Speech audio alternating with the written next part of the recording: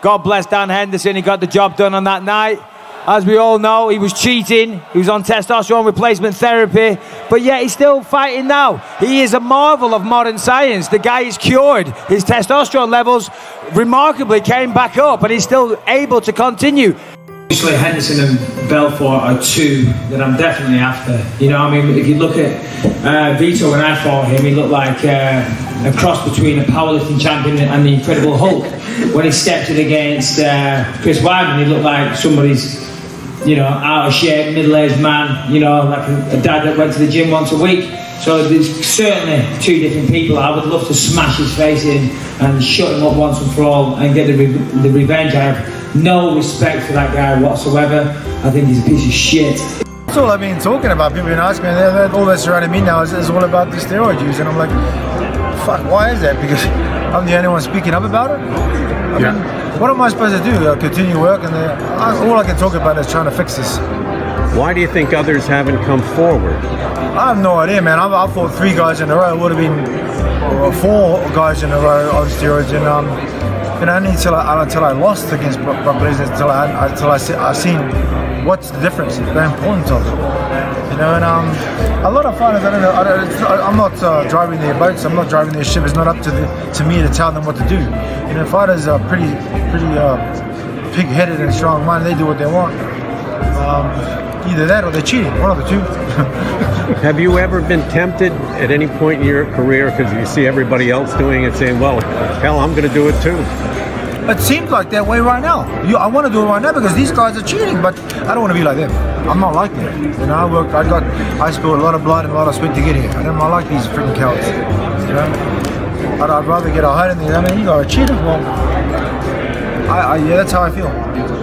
Yeah. Were you surprised you got a fight with the lawsuit? I mean, I was offered 3 fights previous. I was offered a fight against Josh Barnett in Melbourne. I said no. 2 days later, he popped for clearance. I was offered a fight in Canada. I said yes. Put in my clause. No. I was offered a fight in California, I think, and against JDS. And then I said, let's do that fight. Put in my clause. No clause. So the last message I got was, this is against your contract if you don't come to fight. Hey, man. Hey, what the fuck, bro? The noise he's making is he's the biggest cheater in the world. I mean, I don't know why we talk about Brock Lesnar. I mean, I don't know why DC says he's going to fight with him. Then I get to Lesnar or Jones when he comes back. You'd fight him again? Oh, yeah, I'd fight him again. You don't think that he may never give me may never give me a fair shake, but I want to try to get it done. It means a lot to me to win that fight. What would it mean? Completion, right? Because he's the only guy that's beaten me. Nobody else has beaten me. I've lost 2 fights in my career, and they're both been to him. Everybody else I smash. He's the only guy that's shown an ability to compete with me in the octagon. So for me, I need to try to right that. And you wouldn't be concerned at all that you would be stepping in that octagon on equal footing? He'll probably cheat again, because that's what he's done every time. Every time we fought, he's tested positive for something. But at the end of the day, I'm a competitor. I like to fight. God bless Dan Henderson, he got the job done on that night. As we all know, he was cheating, he was on testosterone replacement therapy, but yet he's still fighting now. He is a marvel of modern science. The guy is cured. His testosterone levels remarkably came back up, and he's still able to continue. Obviously, Henderson and Belfort are two that I'm definitely after. You know, I mean, if you look at Vito when I fought him, he looked like a cross between a powerlifting champion and the Incredible Hulk. When he stepped in against Chris Weidman, he looked like somebody's, you know, out of shape, middle-aged man, you know, like a dad that went to the gym once a week. So there's certainly 2 different people. I would love to smash his face in and shut him up once and for all and get the revenge. I have no respect for that guy whatsoever. I think he's a piece of shit. That's all I've been talking about. People have been asking me, all that's surrounding me now is all about the steroid use, and I'm like, fuck, why is that? Because I'm the only one speaking up about it? I mean, what am I supposed to do? Continue work, and all I can talk about is trying to fix this. Why do you think others haven't come forward? I have no idea, man. I fought 3 guys in a row. It would have been 4 guys in a row on steroids, and only until I lost against Brock Lesnar, until I seen what's the difference, the importance of it. You know, and a lot of fighters, I don't know, I'm not driving their boats, I'm not driving their ship. It's not up to me to tell them what to do. You know, fighters are pretty pig-headed and strong-minded. They do what they want. Either that or they're cheating, one of the two. Have you ever been tempted at any point in your career, because you see everybody else doing it, saying, well, hell, I'm going to do it too? It seems like that way right now. I want to do it right now because these guys are cheating, but I don't want to be like them. I'm not like them. You know, I spilled a lot of blood and a lot of sweat to get here. I'm not like these freaking cowards. What is up? Merry Christmas, everyone. Merry Christmas, one and all, especially to the fights with friends, family. Thank you so much for joining me. I know that not everyone has the time. Maybe you took some time away from something else, even from your own family, maybe, to spend a little bit of time with the fights with friends, family. So thank you so much for joining me for this stream. It really means a lot. It seems kind of strange on Christmas to be talking so much about cheating, or cheating, like Michael Bisping would say. I can't do the English accent, but I love the way he says it. Can't stop punching till you're on. Jones is clean. So are his NFL brothers and all Jinx and Jackson Wink MMA. Biggest troll in MMA, Mark Hunt, most obvious steroid abuser in MMA. I'm assuming that is sarcasm, Aaron. True. Looks like you're laying it on pretty thick. Very good, sir. First, last. Hey, Mike, what's up? Merry Christmas, bro. Merry Christmas, Aaron. Merry Christmas to everyone. Yo, that Hawks game was crazy the other night. I'm a 6 to like. Well, thank you. Yeah, that was a crazy game. I won't get too much into football, but I was very excited because at least it got my Seahawks into the playoffs. And no one rebuilds a team like Pete Carroll. I believe it's an active rebuilding process. To go through the process of rebuilding an offensive line, basically all your coordinators, your defense, your running game. A lot of the people, you know, there's only a few people still left there on defense. Russell Wilson, Doug Baldwin, a couple of receivers and stuff, and it's like they haven't missed the playoffs through all that. So, or actually, what is the other season? I think they did miss one season. They were right there within a game. But anyways, I'll take it. Get those likes up, people. It's Christmas, so shout out to my homie Jesus. I got to on the day that we celebrate his birthday, got to throw the shout out to the homie Jesus, and the transition. I'm going to transition that into MMA, and hopefully this is not a huge failure. But I got to say, I heard the other day Jesus was on his Twitter feed, and he was looking on his Twitter feed, and he seen something pop up from Ariel Helwani. After he was watching an episode of Fights with Friends, and his Twitter feed popped up, and it says, Jon Jones test positive again. And Jesus can't believe it. You know, he's throwing his iPad down, his laptop, what's going on? He looks up, Dad, did you hear that? Did you know about this? Did you know Jon Jones was cheating? I didn't think that he could possibly be stupid enough to cheat again, so much to the point that I haven't even been watching this guy. Just absolutely insane. And there may be reasons that I've been looking into that Jon Jones was not cheating recently. I'm not prepared to come out and say anything for definite. I still lean towards he was probably microdosing or something. But that I have a lot of irons in the fire right now, talking to a lot of very, very intelligent people that are much more intelligent than me. They may not be more intelligent than the golden snitch turned little bitch Jeff Nowitzki. But they have no incentive to lie to me. So when I go out for sources, like I immediately started talking to several different sources. And so here's how I go about it is ethics first, knowledge second. Would this person ever lie to me? Would they ever have any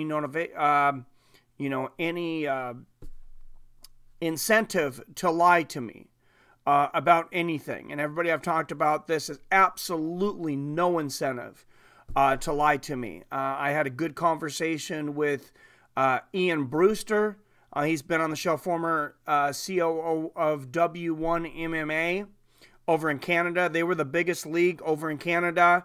They actually were very close. Contract negotiations broke down at the last minute to being the first MMA league on Fox. It was almost W1 MMA, and they actually signed a lot of good fighters back in the day. But anyways, he's a super genius when he's not doing his day job. He's like the head of some bank, an official advisor to the country of Canada. Also happens to have a PhD in biology and a bunch of a professor at the University of Toronto. The guy's a super genius, and he's super ethical. So at first I talked to him, and I had doubt because I'm like, I'm trying to understand this. Oh, I seen some people. What? Happy Kwanzaa, Mikey. What's up, Pulse Reloaded? I got to stop for a minute to give a shout out to people popping in now. What's up, Cal-L, Jesus, TRT, Belfort? Oh, when do Festivus feats of strength come in? I don't know. Aaron True, it's the new OJ trial. If the steroid is less than a grain of salt, it's not his fault. Oh my God, Aaron True. I don't have the comment of the day up right now, but if I did, that is that is absolute gold, my friend. I love it. Do I have permission to make a video with that title? I don't want to make it without your permission, but that is absolute gold there, sir. And I would give you credit, of course, in the video. But that Aaron True, he's a pretty funny guy. What's up, JT? Haven't seen you in a while, man. You must be kicking some ass in that kickboxing, man. Oh, Red Dead Redemption is great. I've been addicted. Oh, that explains it. Red Dead Redemption 2. I've heard so many damn things about this game. I'm surprised I have anybody on here. Who was it the other day? Somebody was on MMA Junkie. I believe it might have been Michael Chandler. And I could be mistaken. It was somebody that just won a big fight. And they were saying, do you plan on getting back in the gym right away? You know, what are your celebration festivities and whatever? And he goes, I'm going to take about 3 weeks away to play Red Dead Redemption because I really need to get in there and play that game. And then I'll be back in the gym. But give me about 3 weeks. So I was like, man, this game must be pretty badass. Jon Jones is a puzzle. He is an enigma for sure. A pinch of salt in the Olympic swimming pool filled with steroids.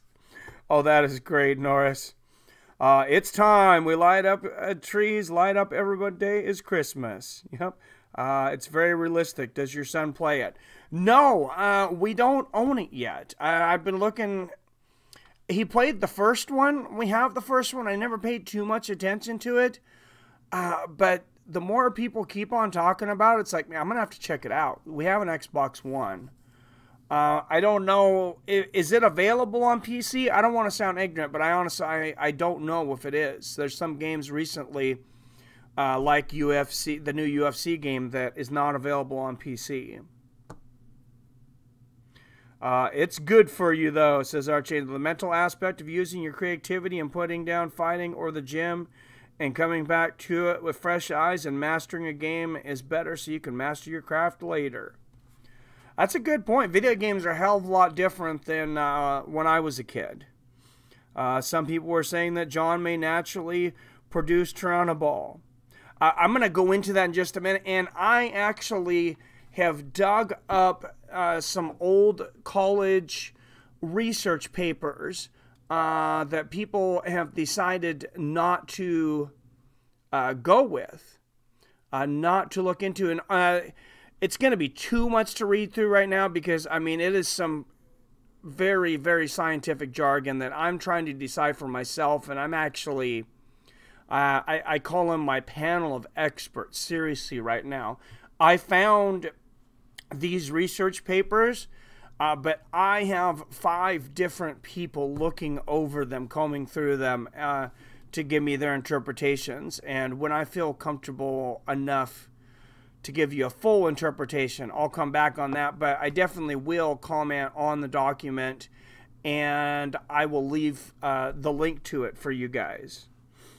Jon Jones, the UFC, and USADA are pieces of shit, says RS.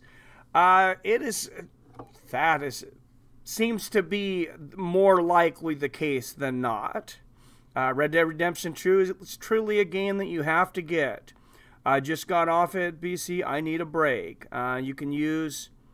you can also omit PvP with other and test your reflexes, your thinking speed, and just sticking to your style of playing, which wins for you, and not making any mistakes to condition your brain. How would you see Stipe versus Jones going? That's a crazy fight, man. I would really like to see that fight. I don't know, man. I would have said Stipe before Cormier caught him. I never thought Cormier was going to catch him like that, though. So I guess it all depends on his tendencies. Does he have other sloppy tendencies? And the longer we wait to see that match, the longer, the older Stipe gets. He has quite a few injuries. He suffered a back injury picking up his child. That's crazy. Before the Cormier fight.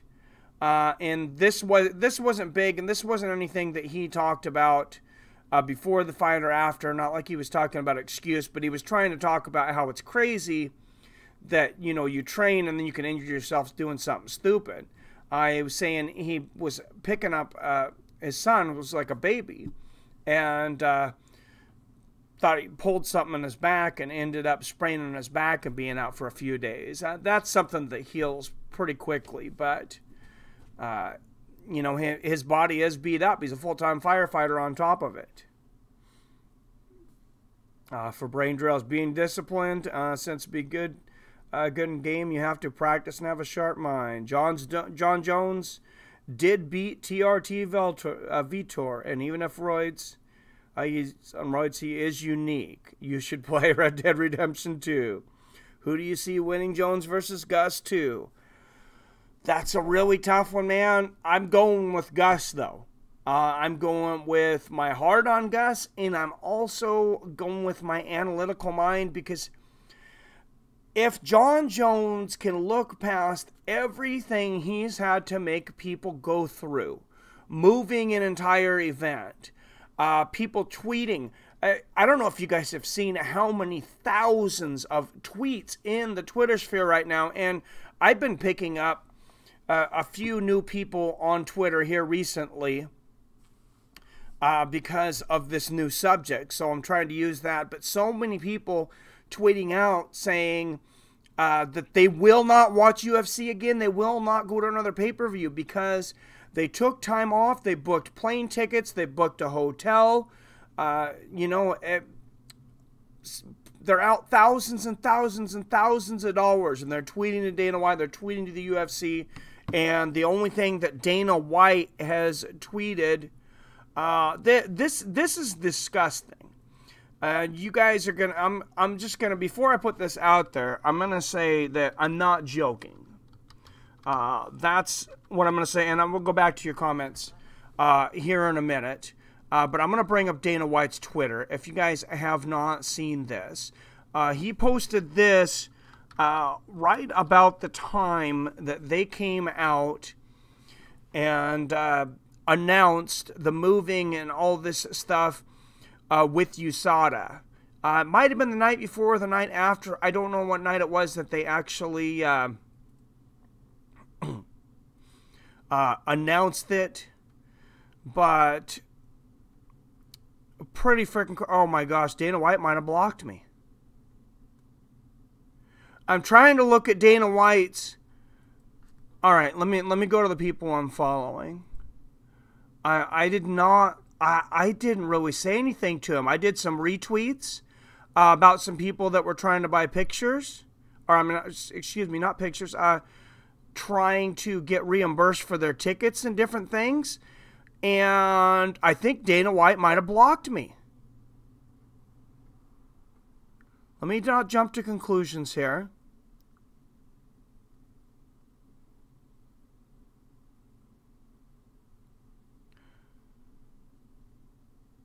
Okay, I don't know why it was not coming up. Dana White has not blocked me, so I'm not. I was not clouding for attention, as Stewie has accused me of in the past. But here it is. I'm going to bring it up. Let me get to the actual tweet. It's from December 22nd, and I'm just going to briefly put the whole display capture out here on the screen so you guys can see it, and then I'll continue to read comments and see what you guys' comments are on this, or if it even had anything to do with going on. But I felt this was extremely distasteful. If anything, it was definitely poor timing. So this is a tweet from Dana White. Negativities, bad vibes, drama, bad vibes, negativity, swatting away. It's Shaq, LMFAO, December 22nd. Since then, the only other things he posted were 2 episodes of Embedded. No apologies. Before that, the last time he had tweeted was on December 15th to hype the Kevin Lee versus Ally Quinta fight. So I don't know if that surprises anybody, but he's apologized to absolutely nobody, as far as I can see, and it's like business as usual. It's sickening. I can't wait to see Jeff Nowitzki come on Joe Rogan Experience on Thursday, and I hope Joe grills him. I really hope he does.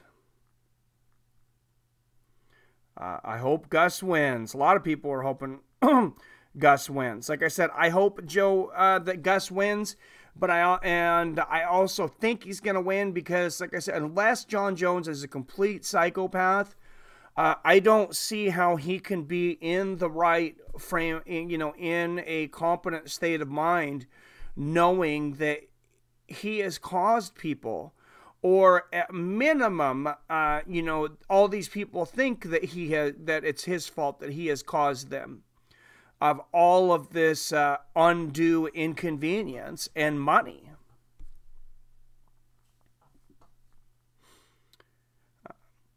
Let me go back. Do you think if Gus wins, he would be fighting DC again? And imagine if he avenged both losses. DC said he was going to go back down and fight at light heavyweight again. He also says he's going to retire at 40, though, and he says he's going to fight Brock Lesnar. Your guess is as good as mine. John, Diaz brothers, biggest waste of talent. Absolutely. I think Gus has what it takes to beat Rumble, and I don't think there is a loss he couldn't avenge. Doesn't mean he will win, though. Dana should have said, "Stay Vegas, stay strong," or Vegas strong. Oh man, that's crazy. Yeah, he's got a lot of people upset with him right now.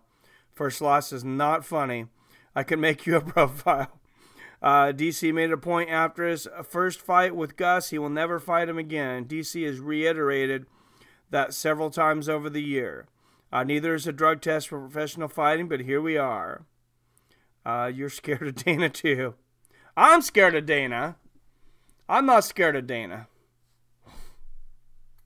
Merry Christmas, people. Maybe John got a new supply in his stocking. F Dana White's his first loss.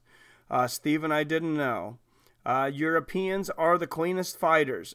Yeah, you don't see Europeans popping.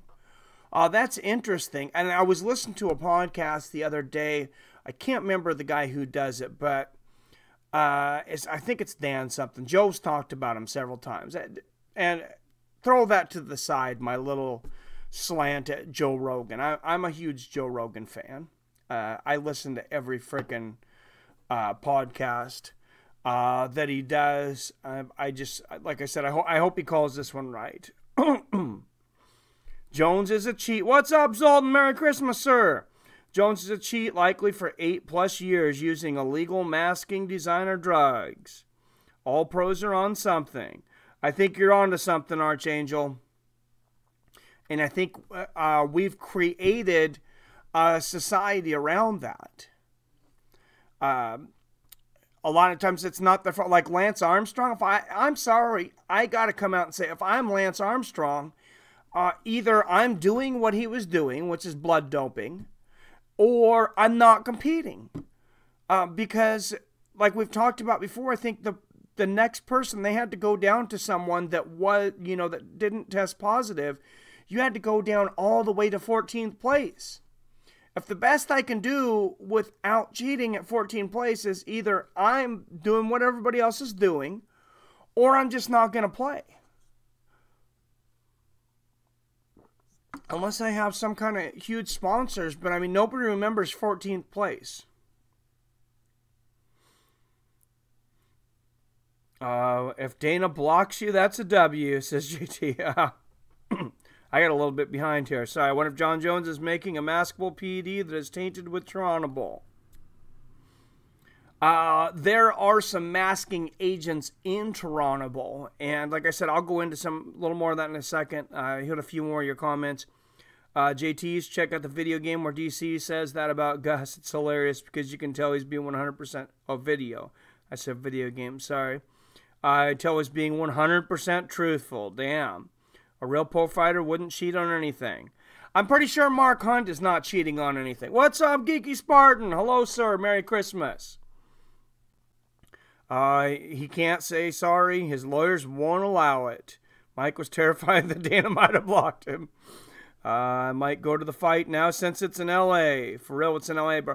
I heard Luke Thomas was coming out saying that if you want tickets to this, that you're probably going to be able to get them dirt cheap. I don't know if he's going from inside sources or it's just kind of his gut feeling, but I was listening to him talk about this, and he says he thinks they'll give about 5,000 tickets away, so there's not an empty stadium. It's not enough time to sell everything, and I believe the tickets don't go on sale till like tomorrow.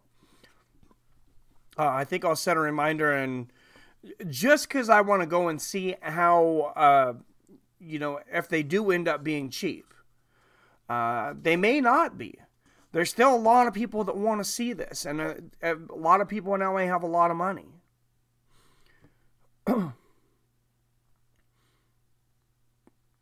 This thing keeps on going up to the top. For real, what's in LA, bro? Satan wants front row seats. Ho Rogan will not grill him whatsoever. Joe is a narrative, following sheeple and does only as he is told. He does, though, sometimes, Stephen Crumley.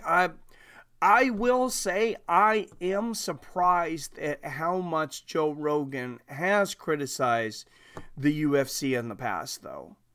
I'm probably a pretty biased source. I've literally listened to every single Joe Rogan podcast for the last, I don't know how many years. There's probably some past ones that I haven't seen, but I started listening religiously about episode 911 with Alex Jones. I listened to it a little bit in the past before that. But the only one that I haven't finished is I'm about an hour, little less than an hour into the one he did with Joey Diaz yesterday for Christmas Eve. And they were talking about that, and Joey's take on that's pretty funny. If the UFC wants clean fighters, it would look more like Israel and O'Malley. Maybe doesn't sell as well as Brock and Jones. Oh, Zoltan, I don't know if you've seen Sean O'Malley is actually positive right now. They're looking into it. I don't know if he is. He wasn't required to disclose that they were looking into him, but he did because it would have been kind of awkward because they had to cancel his upcoming fight. They tweeting more than when the Vegas thing happened. Wow. Oh, for sure. Those people are still going to Vegas, and Vegas doesn't want UFC ruining their Chris Angel show. All-Star Overeem took all of Europe's roids. That's why they never popped for it. Oh, that is awesome, JT. Merry Christmas.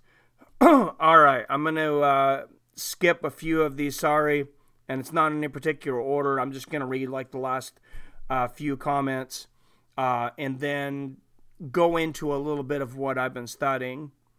Happy Christmas, Panhead Bob.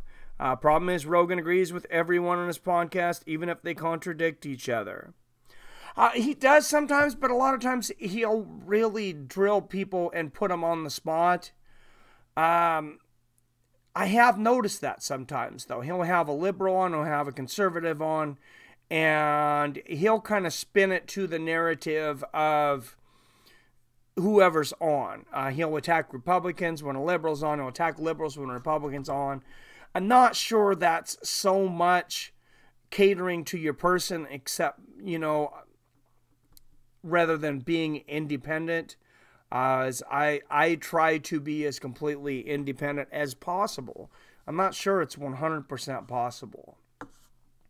But I hate the partisan system, and I think Joe feels similar. Sugar Sean is a huge Royer guy. It looks super huge. You almost got me on that one, Aaron True. Aaron True's the king of sarcasm today. I like when Bisping went on GRE and said, how's that bench you're sitting on? Oh, that was great. That was absolutely awesome.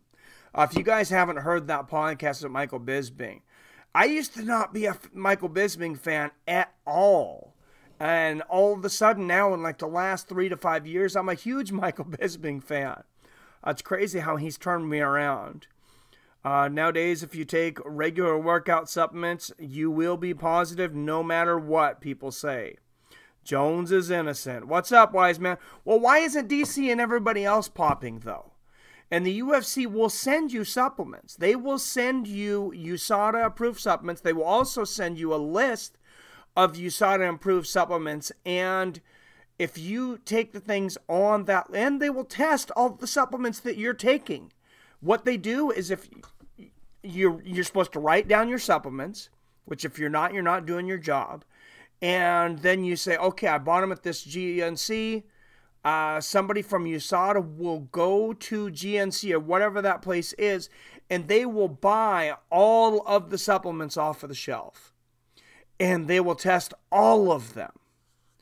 And they have found that a lot of these things obviously test positive. They're continually adding hundreds of substances to this. Starting watching Bobby Lee's podcast, Tiger Belly, nonstop. It's hilarious. I'll have to check it out. What's up, Robert Kerrigan? What's up, Mike and Fights of Friends? Family, Merry Christmas and Happy Holidays. Merry Christmas to you, sir. Rogan's a thug in the sissy part of the country and bows to the pressure. Joe Rogan does call people on their shit, but not always on his podcast. He did to Mencia. He does to Alex Jones. He does definitely, pick and choose. He'll go after his friends more, people that he knows. Sometimes I do get the feeling that some of these guests have possibly went on and they've talked about backstage, I'd like to go on your podcast, but we're going to make an agreement. And that is total speculation on my part. I have absolutely nothing to back that up. That is just total, my hypothesis, if you will. Joe went after Eddie when he went full flat earth. It's awesome. Joe, Eddie, when he gets on the podcast now, I've noticed he does not want to talk about conspiracies at all. Joe shut him down. It just doesn't make sense that all these champs never have accidental supplement problems. You would think accidents happen more often.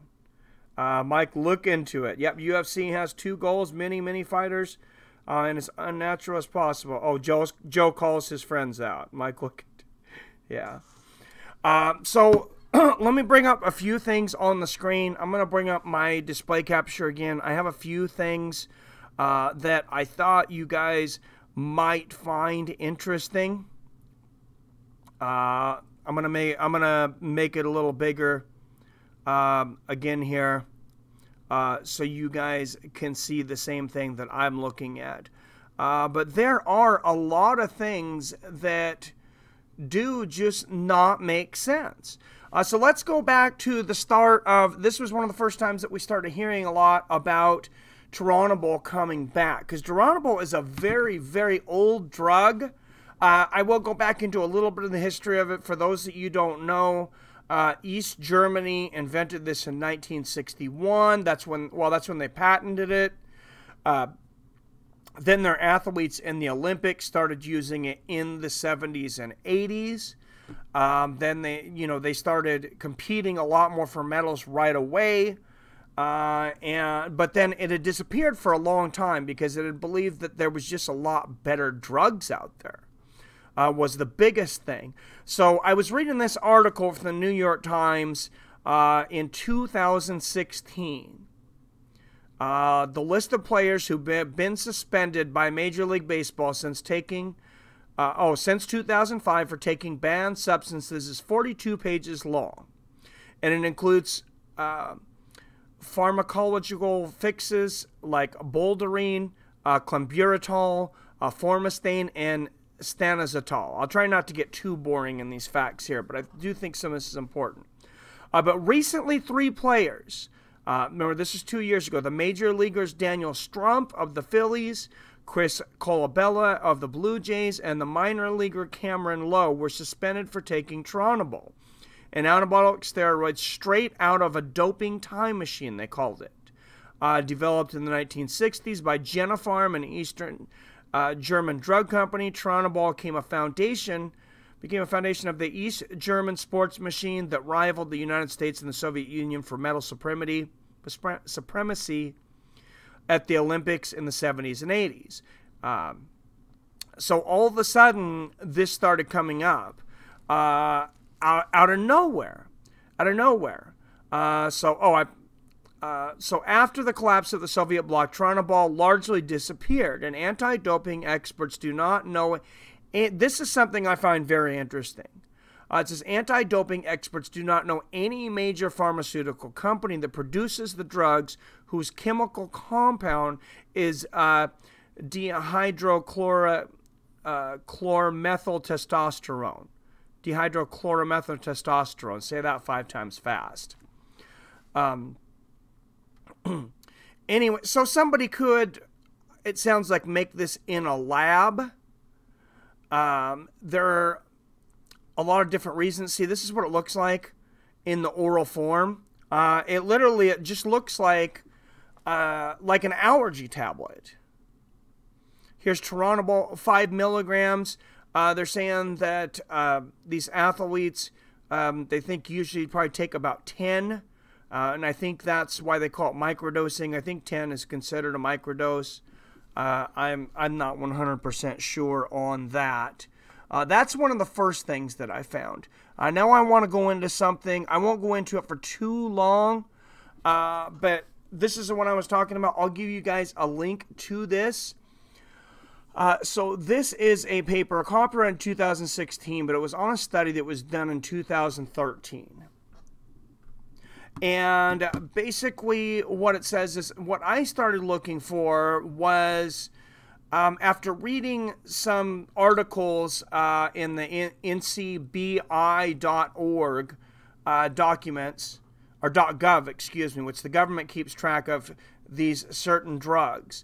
There was a study that was being done around 2013 that a lot of these companies decided that they didn't want anything to do with. But essentially what this company claimed to be able to do, or these people doing this research claimed to be able to do, was to be able to tell if someone had done steroids at any time since they had been an adult, since their body had stopped growing.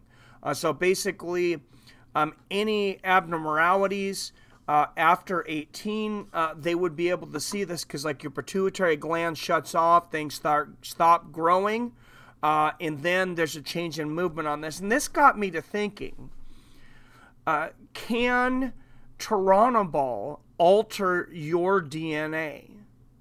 And I don't have the answer to that, but I'm reading a lot of things that somewhat point me to believe that this might be an avenue to go down. The human mitochondrial cytochrome P40 enzymes, and then there's a bunch of codes that I don't understand, are involved in the biosynthesis of steroid hormones. This steroid catalyzes the side chain cleavage of cholesterol, catalyzes the final steps in the biosynthesis of glucose and mineral corticoids, respectively. This study reveals there's additional capability to metabolize the xenobiotic steroid oral Turinabol, which is a common doping agent. So contrary to what the New York Times were saying, they're calling it a common doping agent. By contrast, mycosmial steroid hydroxylase did not convert OT. Spectroscopic binding. I'm not going to continue to struggle through this. Sorry, I would have to read this several times just to be able to pronounce all the words, much less say them. As you know, I have no degree in anything outside of bullshit. But what I started looking at was it appears that you may be able to alter the DNA. And that's what these scientists that were trying to bring along these studies that say they would be able to tell if an athlete had done steroids at any time since the age of 18. And there's a little bit of me that speculates that could Jon Jones's DNA have been permanently altered? Whatever he does for the rest of his career, is this going to continue to come up? And that's why I said could prove that Jon Jones is not a cheater, sort of, when you see my description. Because it was sort of, because I believe he took it in the past. I'm not 100% sure that he's taking it right now, because it makes so little sense. It's such a horrible steroid compared to what's on the market right now. I will look to, just real quickly, I will go to one other thing that I brought up. So I watched the video on this famous bodybuilder. You can write this down. Seth Spartan, Spartan of AAS. He's a professional bodybuilder. He said he would never recommend using Turinabol today because it's just, science has gotten so much better than that. He says TRT is better. There's basically, every steroid and anything on the market, a lot of legal things, maybe not legal in USADA, but legal under the law, are much, much more effective than Turinabol. But you look at these two pictures, and I believe these are about 3 or 4 years apart. This was after Jon Jones had, gone into bodybuilding. And I think we have more questions than answers. UFC has 2 goals, many fighters, and as unnatural as possible. I don't believe that the UFC has ever wanted to be drug-free. I believe that the UFC has always wanted to appear drug-free.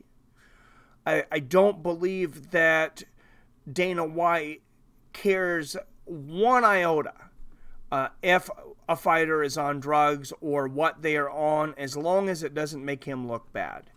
At the end of the day, if it can enhance the performance, if it can visually enhance the product and it doesn't come back on him, I think he's just fine. And I think he showed some of his true colors this past weekend when he hasn't been responding to people about all these tweets to him. I know it's an absolute storm coming at him right now, but he's not responding at all to all these people that have spent money on tickets and planes and different things, except for to say that there was an effort going on to try to make sure that the people, some of the people that bought tickets in Nevada would have first dibs at tickets in LA, but he said he couldn't guarantee how many those tickets would be. Knowing him, he's probably going to look at the trending, see how fast they're selling, and then decide how much he can get from people. Trash talkers and cheaters are getting exposed and punished. What's up, Andres Jimenez? Good to see you. Merry Christmas, brother.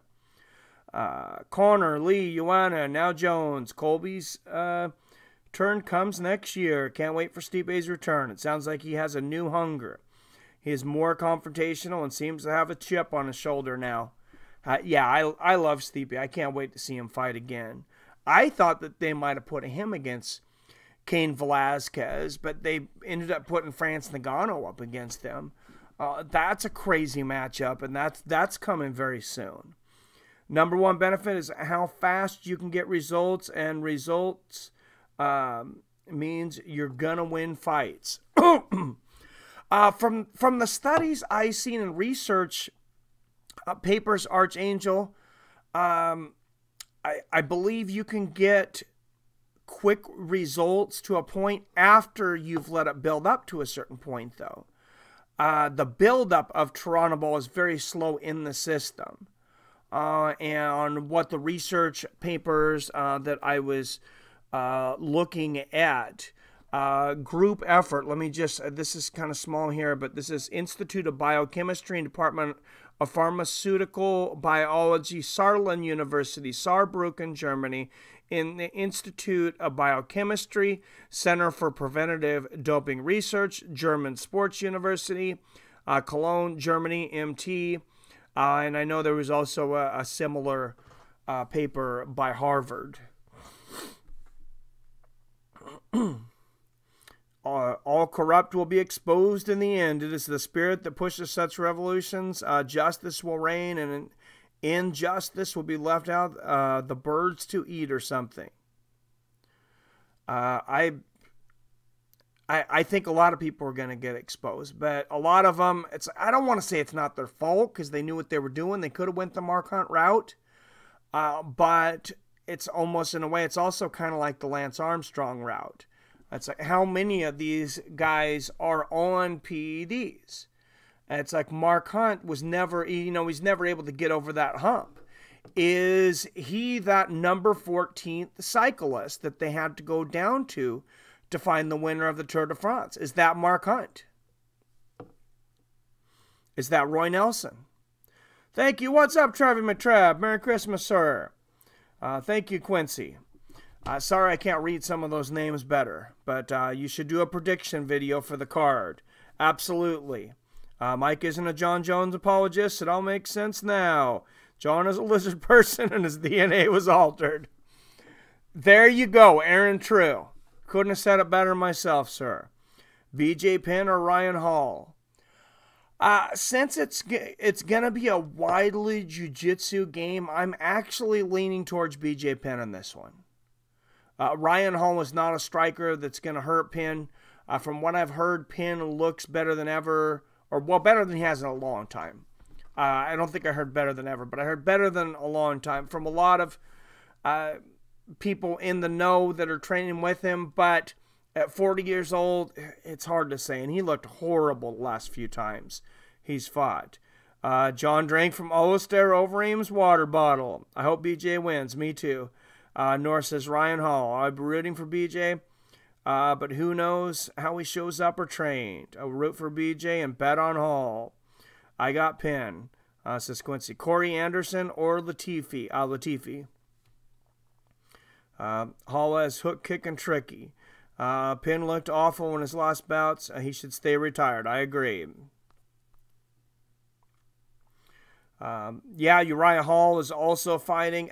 This is such a great card. They put together pretty much the best damn card that they could going into the ESPN contract. And I'm still extremely upbeat about the next year. I'm extremely excited about all the fights that are coming out. They've already announced fights on all the way up to 3 of the first ESPN Plus cards. Blurry Vision, what is up, sir? Hey, Mike, take a shot for me. Thank you, sir. I appreciate it. Round of applause for Blurry Vision.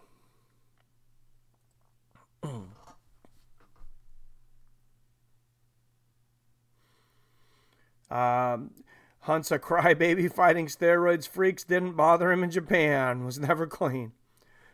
He didn't mention it until he lost a few fights. That's I don't know. Oh, Blurry Vision, please.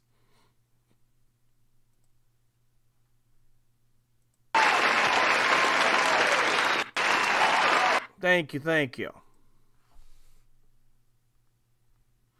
Had you asked me to do something before that? Is that the please?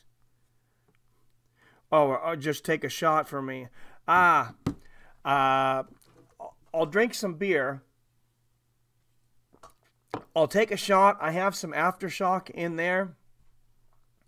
But it's going to be towards the end of this thing. It's going to have to be towards the end of this thing because I stopped drinking for like 6 weeks. I don't know if you guys noticed, and it's not like something I struggle with really bad, but after not drinking for so long, it's like you become a lightweight very quickly.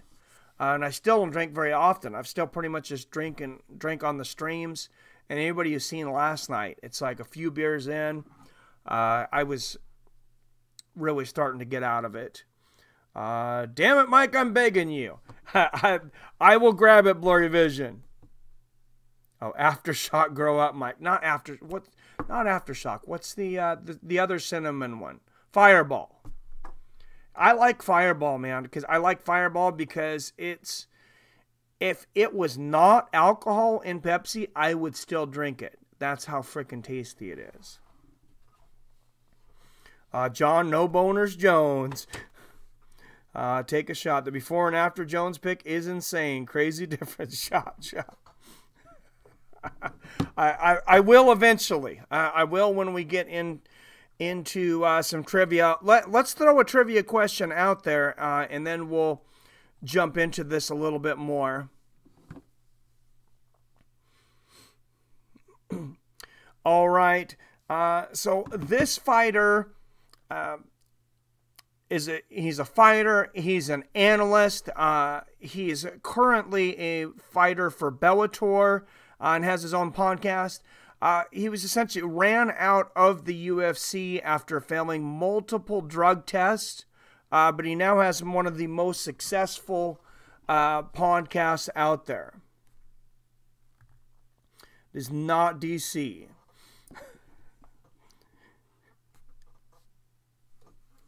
DC never popped. Truther, it is Chael Sonnen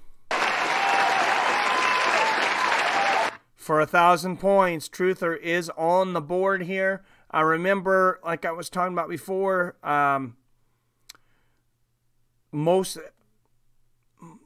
there's just a few people, a lot of people with 1 win, just a few people with 2 wins at this point. And we're rounding up into the year, New Year's Eve show.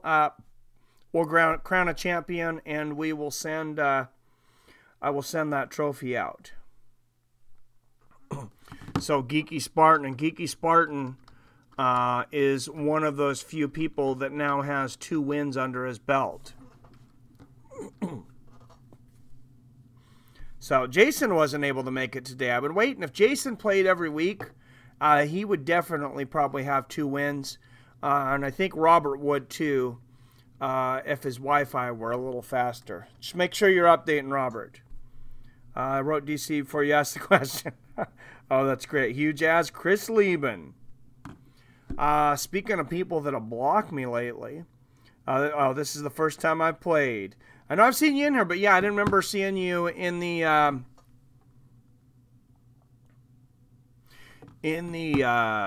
trivia. So I started to put down Geeky Spartan for the name. Truth Seeker. All right, let's go with one more. These are not all MMA based today. Some of them are mostly based on PEDs. Since that's what's in the air right now, we got to stick with what's hot. Time zones. I hear you. Okay. What time zone are you in, by the way? I know some of you guys watch this at ridiculous times, depending on where you're at. Let me ask the question first, then you can ask me. I don't want to catch you, Turinabol. I like that. It is not Turinabol. But number 2, this baseball player was drafted by, remember this isn't an MMA, but it has something to do with PEDs. Was drafted by and played for the Seattle Mariners for several years until signing what was the biggest contract at baseball at the time, with the New York Yankees for just over $252 million. He also was suspended several times for PEDs. Was not Ichiro, was not Barry Bonds. First, last, I will take that. Nickname, it is A-Rod. You just barely beat Norris there.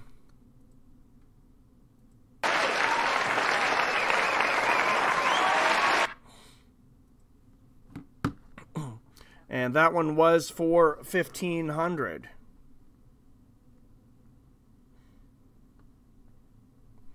For first last.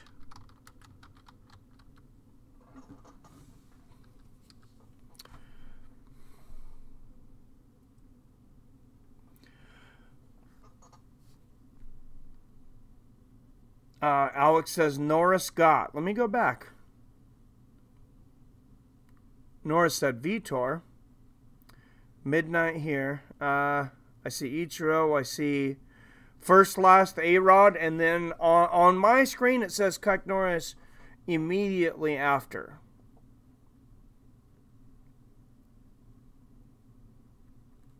I'm first. Yeah, you were first. My bad. I was wrong. Sometimes, several people have told me now that it reads differently on their screens than on mine. So I don't see why people would say that if it's not. I think it actually does happen sometimes. So that's why I ask. But usually what people say is what I have on mine. All right, let's hit one more while we're going on this. Barry Bonds, Mike is official.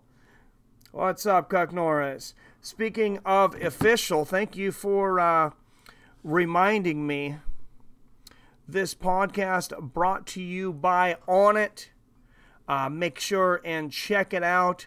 I will get the link down below before the end of the podcast. But On It, an official sponsor of Fights with Friends. And did anybody ever figure out, did you guys get your free stuff? You guys should have a bunch of free stuff from On It. I take Alpha Brain, like I said, it helps me with my concentration. And the New Mood has helped me with my anxiety. I think I have minimal anxiety, at least on the mic now.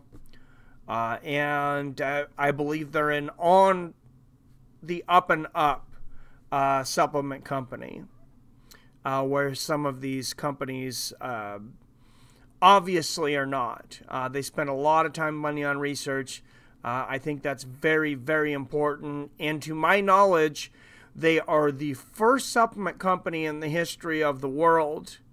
I guess I'd just say the United States, because you saw it only does, or USDA only does United States, but USDA does not regulate the supplement company whatsoever. I don't know how many people knew that. On It actually went to the USDA, paid for it, and asked them to certify Alpha Brain, which after two double placebo tests with the Boston Memory Center, and them sharing those results, USADA for the first time, as far as I know, they're still the first ones to ever do it, or the first time they ever approved a supplement and said that it was likely to do what it says it does. That being said, I do have to throw out the disclaimer that On It makes me say that nothing advertised or sold by On It can be advertised to diagnose any kind of disease or medical abnormality. I got good fast hands? Ask my wife. My wife says, I got it. I take 5-HTP sometimes. I've heard some people getting good results from that. I've heard mixed results on that. I've heard mixed results from Alpha Brain too, though. So I've heard some people say that it gives them headaches, and they didn't feel like the effect of that was worth what Alpha Brain gave them. And from everybody I've heard, they were very good at giving their money back. Oh, gives crazy dream. Oh, that's another part of it, is that Alpha Brain, yes, if you take Alpha Brain within about 4 hours of when you go to bed, it doesn't affect my ability to sleep, but you will have some crazy lucid dreams. And I also believe, I really starting to sound like a shill now, but I do believe that it does give me extra energy. I've replaced energy drinks or coffee a lot of times. I take an extra Alpha Brain. I'll take 1 to 2 in the morning, and then if it's a really long day, like I have, 12-hour work day, and then a long podcast afterwards or show afterwards, I'll pop another Alpha Brain, and I'm good to go. I've got CBD from On It, and it cured my anxiety. Oh, really? That's awesome. That brings something up that I want to talk to while we're talking about. This is basically the drug podcast at this point. Merry Christmas, everyone. But this is basically, it feels like the drug podcast. So I'm going to go into CBD oil for just a moment from a very personal experience. My father-in-law, and forgive me, I don't remember if I mentioned this before. My father-in-law was diagnosed with, I'm trying to think of the kind of cancer without being crude. It's not sphincter, it's prostate cancer. I was going to say ass cancer, but prostate cancer, and it was moving very aggressively. He had been a big proponent of CBD oil in the past, and they medically prescribed him a bunch of CBD oil here in Washington State. The government gave it to him. It was supposed to be pharmaceutical grade, all this stuff, and he died, unfortunately, very quickly. They said they thought that without chemo, he would probably live about 6 months. With chemo, probably about 8. My mother-in-law's like, you know what? For him to go through all that, I'd rather just have 6 months of him being himself. But tough decision. Within about a month, we had hospice down at the house because he was dying, and he lasted less than 2 months after the diagnosis. Then I found out after doing some research, my father had mentioned some things to me, so I decided to do the research on it. And I looked it up, and a lot of hospital CBD oils have been tested, and they have so little potency, all the ones that I know of that have been tested, that they are not effective. And there is kind of a conspiracy out there that pharmacies are giving these hospitals CBD oil that is non-effective in hopes of just that, being able to say that, hey, look, CBD oil is not effective. And it would not surprise me at all if that were the case. CBD psychoactive. Everyone was saying it was not until here recently. And there has been some cases where some scientists believe that just taking CBD may have triggered underlying schizophrenia in males that were prone to it. I don't remember the studies right offhand, but I'm telling you everything I remember, and I do remember that is 100% what they said. Whether it was, there was more tests done with marijuana and THC, at least that I read, and all those, it affected people with underlying schizophrenia, something like 40% of them, and it looked like CBD oil also affected these people. I never took it with THC, though. It's a mellow body relax. I didn't know they sold it with THC. I thought that was the big thing, is that it didn't have it. I smoked shitloads of weed, but never had CBD. So that might be different. I've heard it counteracts THC. Yeah, I don't know anything about that. You have to buy your CBD from a legit source. Do research. Absolutely. Washington State got that good weed. They have some very high quality weed from people that I know that are really into it. I tried the edibles a couple times because I had never been high in my entire life until about 1.5 years ago. And then when marijuana became legal here, I tried the edibles a couple times. And I mean, it's pretty pleasurable, but you're out for it. I'm out for a day. And maybe that's just because I am such a lightweight. And the first time after, I even felt the effects of it the next day. And I'm talking about very small doses, 2 10-milligram cookies. And it was a very interesting experience. But I'm sure, as most of you know, when taking it edibly, edibles, it's processed different by the liver, so it works more like a psychosis, like LSD or something like that, as opposed to when you smoke it. I've never smoked marijuana to get high. I kind of took half a hit once when I was about 14 or 15 to prove that I wasn't a pussy to some girl that was watching. But I was being a pussy. I make Simpson oil, but that's not good. That's not got everything in it. I love edibles, said Jemima. If I had a couple weeks off, I think I would take them more often. Edibles are crazy if you don't smoke. Oh, it was crazy, man. I was looking at the clock the first time that I took them. And I'm sure you guys have heard this story by now about these cops that confiscated these brownies. So I won't talk about it too long, but I guess they confiscated the brownies. They went home and they ate them. And then they called 911 on themselves, said they felt they were dying and time had stopped. And I could relate with that just slightly. I never panicked. I never freaked out. I never felt like I wasn't having a good time the few times I used them, even though I have zero tolerance. The one thing I can say is time seemed to last forever. And I was off for a little while, so I felt this to be a very good thing. I mean, I remember watching a South Park episode once there, though, and it felt like I was watching that episode for probably like what seemed like a complete day. Like literally like a complete day. Because I remember I became obsessed with the clock, and I would look at the clock and I would wait. I would look at it for what I felt was a long time. Then I would kind of look to the side.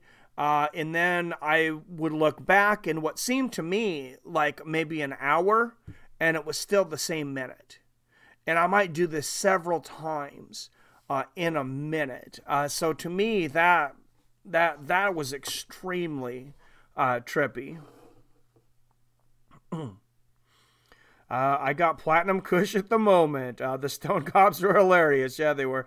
I got Gorilla Bomb and Bubba Kush. I'm about to take a shot. First Last trying to egg me on. Then I will take my shot before we're done. Like I said, I actually have. I will bring it over. I will bring over Smelko here, if I remember where it is now. Shit.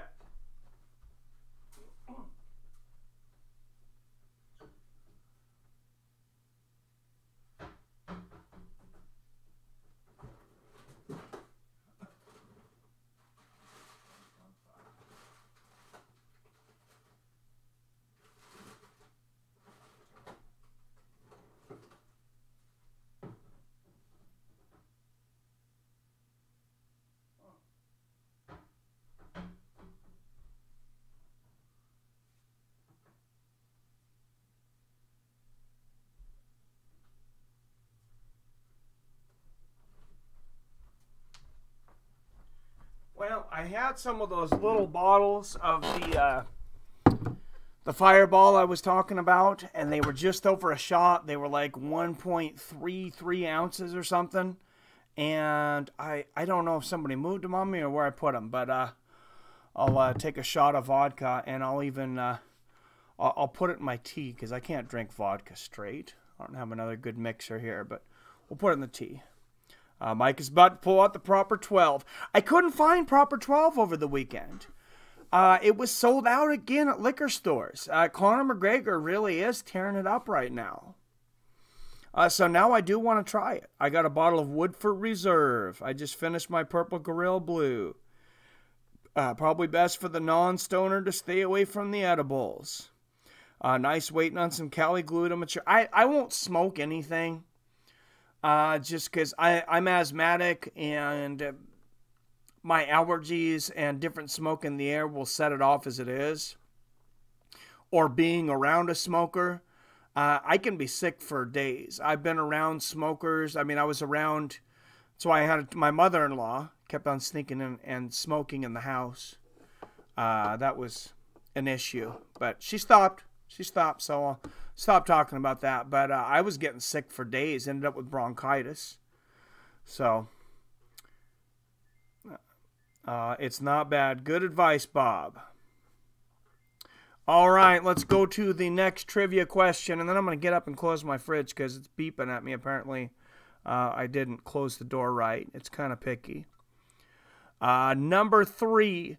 This popular boxer recently tested positive for PEDs twice leading up to a fight that would later have to be rescheduled. He blamed it on tainted meat in Mexico.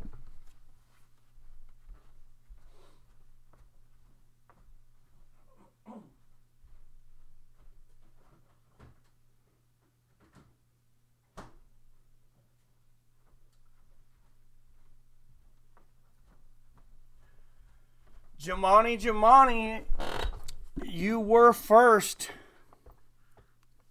for 1,000 points.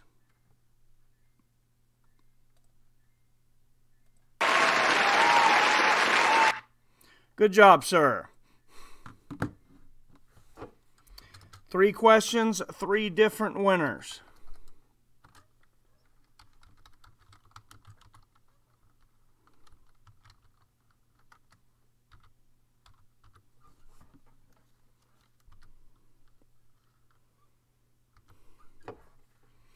Probably going to be whoever wins 3 weeks first ends up getting it. Mike, I'm saying it first. Oh.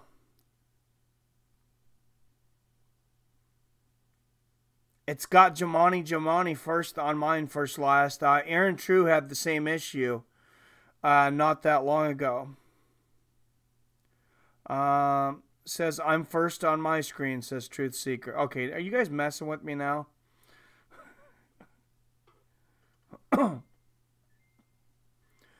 So this is what comes up on, that's what comes up on my stream.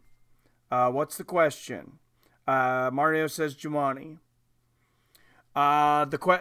Somebody already got it, RS, but the question was this popular boxer recently tested positive for PEDs twice leading up to a fight that would be rescheduled. He blamed it on horse meat. On 1,000 points goes to Jumani. No, honestly, but we'll bow to the Quizmaster.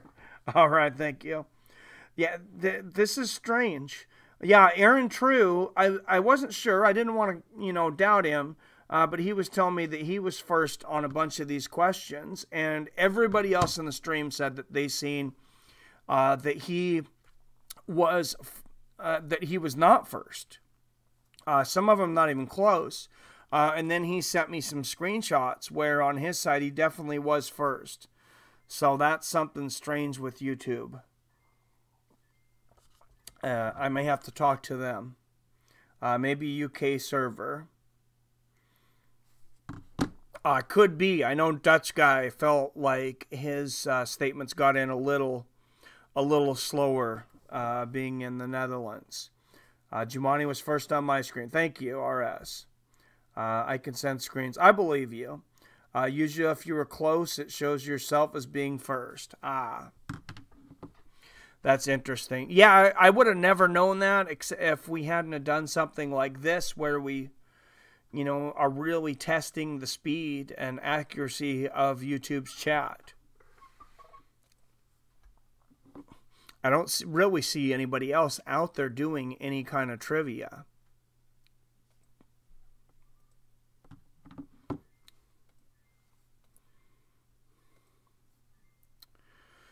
So yeah, that was absolute. I'm still waiting for an apology from Dana White though. I can believe it, but I can't believe it. It's like, what in the hell are you talking? You have not even responded to any of these tweets. So everybody tweet Dana White, you filthy animals. Tell him, take care of these people. Including Alexander Gustafson's parents, who flew here from Sweden, and a lot of people that flew here from Sweden. That's no short trip. What happened? Don't count on that apology, Mike.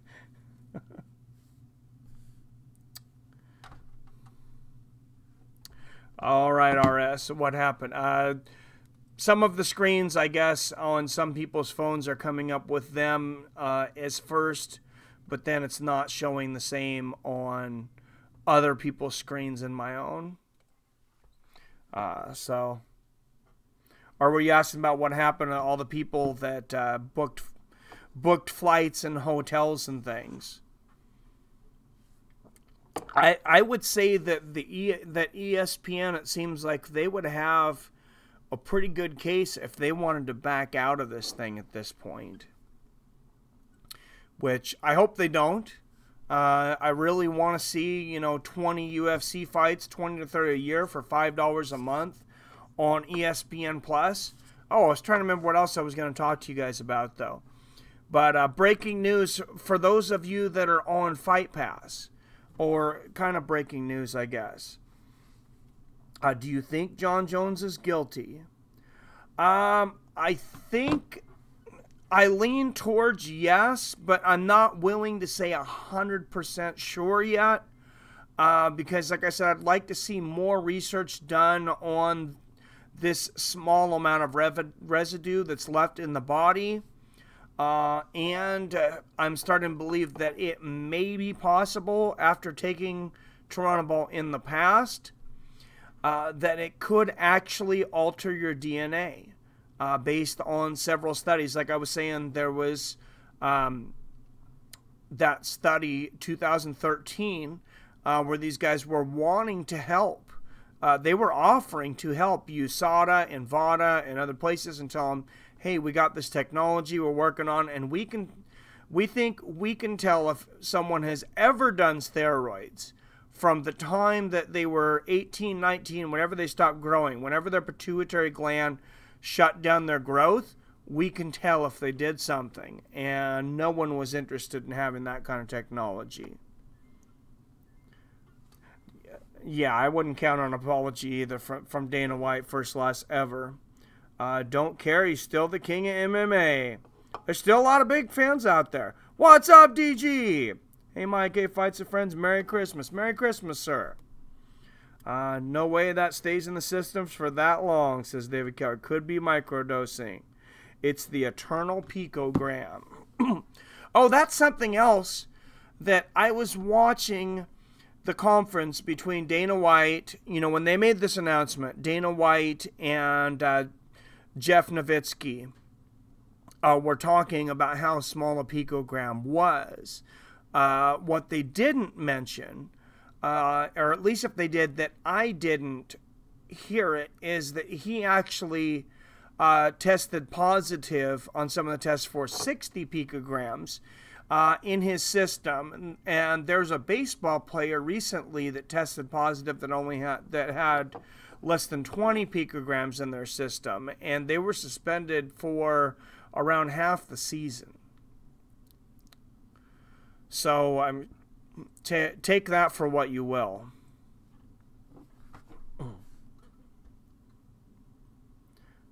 Once not natty, always not natty. For F's sakes, I can't believe you think that. Jesus, that is just lies and lies by the UFC, USADA, Joe Rogan. That's on your system because you took it. It doesn't stay in your system for a year. It's bullshit. More mind-blowing than Jon Jones and UFC cheating is the fan stupidity and naivety for believing them. I'm not even angry, just sad. Like I said, RS, I lean... if you were to give me very, very, if you were to ask me to bet, I would 100% every single time. I would bet large amounts of money. I'm not a gambler. That this was Jon Jones, 100%. 100% taking some kind of oral Turinabol, but I do reserve the right to change my opinion if more facts come forward. And I am looking for some of these facts because it just doesn't make sense that he would continue to take this substance. He knows the entire world is watching him. Unless he's an absolute psychopath, I don't know how anyone could continue to put themselves under that kind of scrutiny. And as far as I know, Turinabol is not an addictive drug. It is very strange. Again, this comes from the country that gives you Donald Trump. So I told you, RS, I'm leaning very far in your direction. I live in a world with very few absolutes. And I'm going to make a crazy analogy of this. Somebody that I was talking to actually just yesterday came out and told me that they believe that Elon Musk is a time traveler. That's one of the craziest things I've heard in quite some time. But my response to that was, I really, really don't think so. But I don't count anything out. So that, to give you an idea of what I try to keep myself open to and what we don't know. If steroids are still in his system, then he's still grown effect. Little or not should be out till he's clear. Am I wrong? I don't think he should be able to fight. They have to be able to figure this out. And they haven't had the time to research this. They just found this out several days ago. The fact that he's being allowed to fight is absolutely absurd. And I think Gus has got a really good case for a lawsuit. Good hit or two of herb will stop an asthma attack. One of the medical benefits, not joking, do the research. I have heard that. Doesn't have to beat Jones. Jones is beating himself. Well, if he is as trained in his system, doesn't he still have to take something to cycle off? A grain of salt the size of Tito Ortiz ahead. Titogram. I love that. He took steroids because without them, your performance lower immensely. You don't feel the same without them. And also, Jon Jones is weak-minded. He is afraid of not taking them.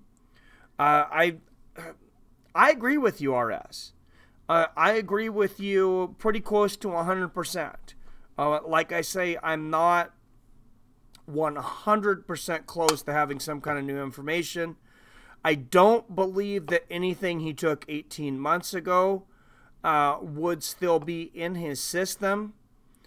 My take is on it that I believe there's a very small chance And there's a lot of people doing the studies and stuff on that, and it'd probably take a while to figure it out.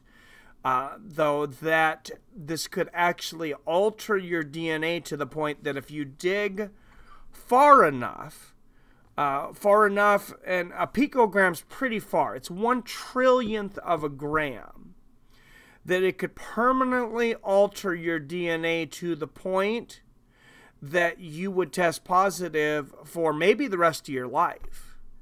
I don't know if, I mean, 1/1,000,000th of a gram, that's unimaginably small.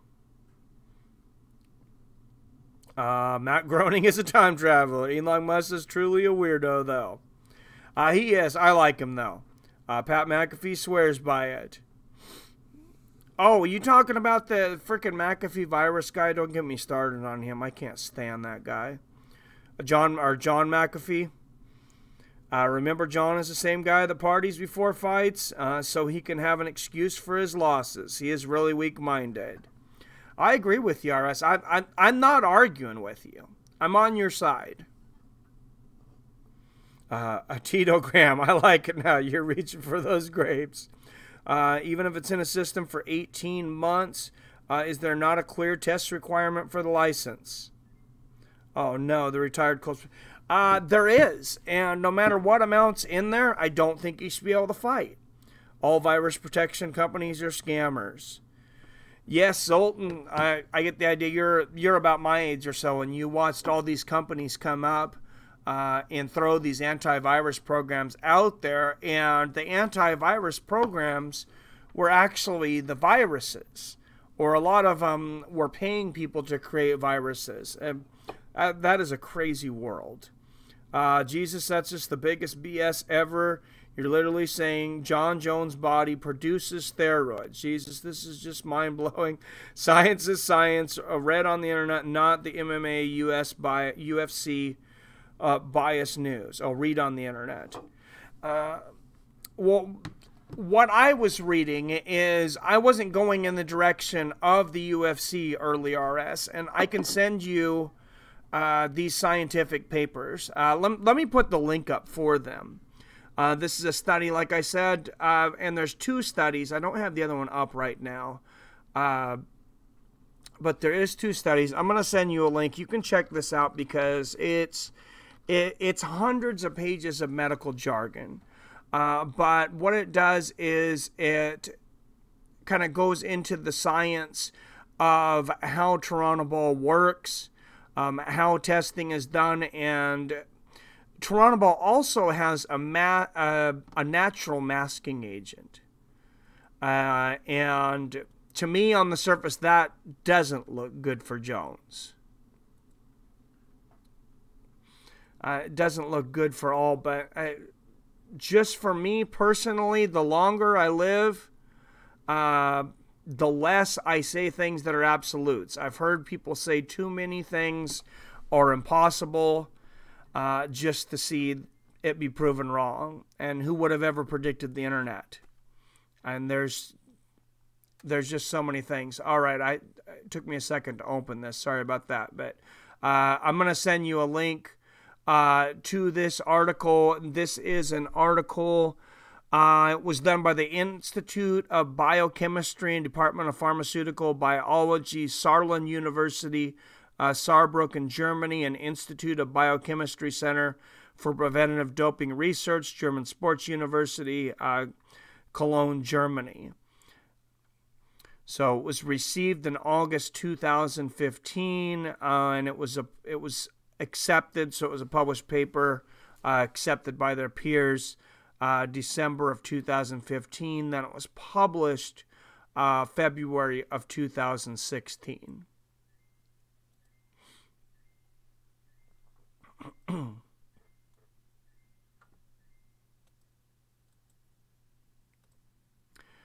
So there, I read a little bit of that. There's the link to that if you want to try to decipher what that is. I'm still working on deciphering it myself. That pic on the left, is that his physique now?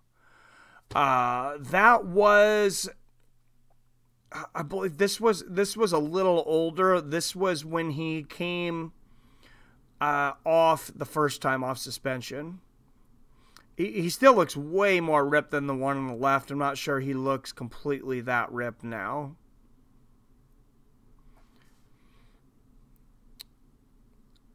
Only Virtua Shield is legal. I've been happy with AVG, but I don't 100% trust anybody.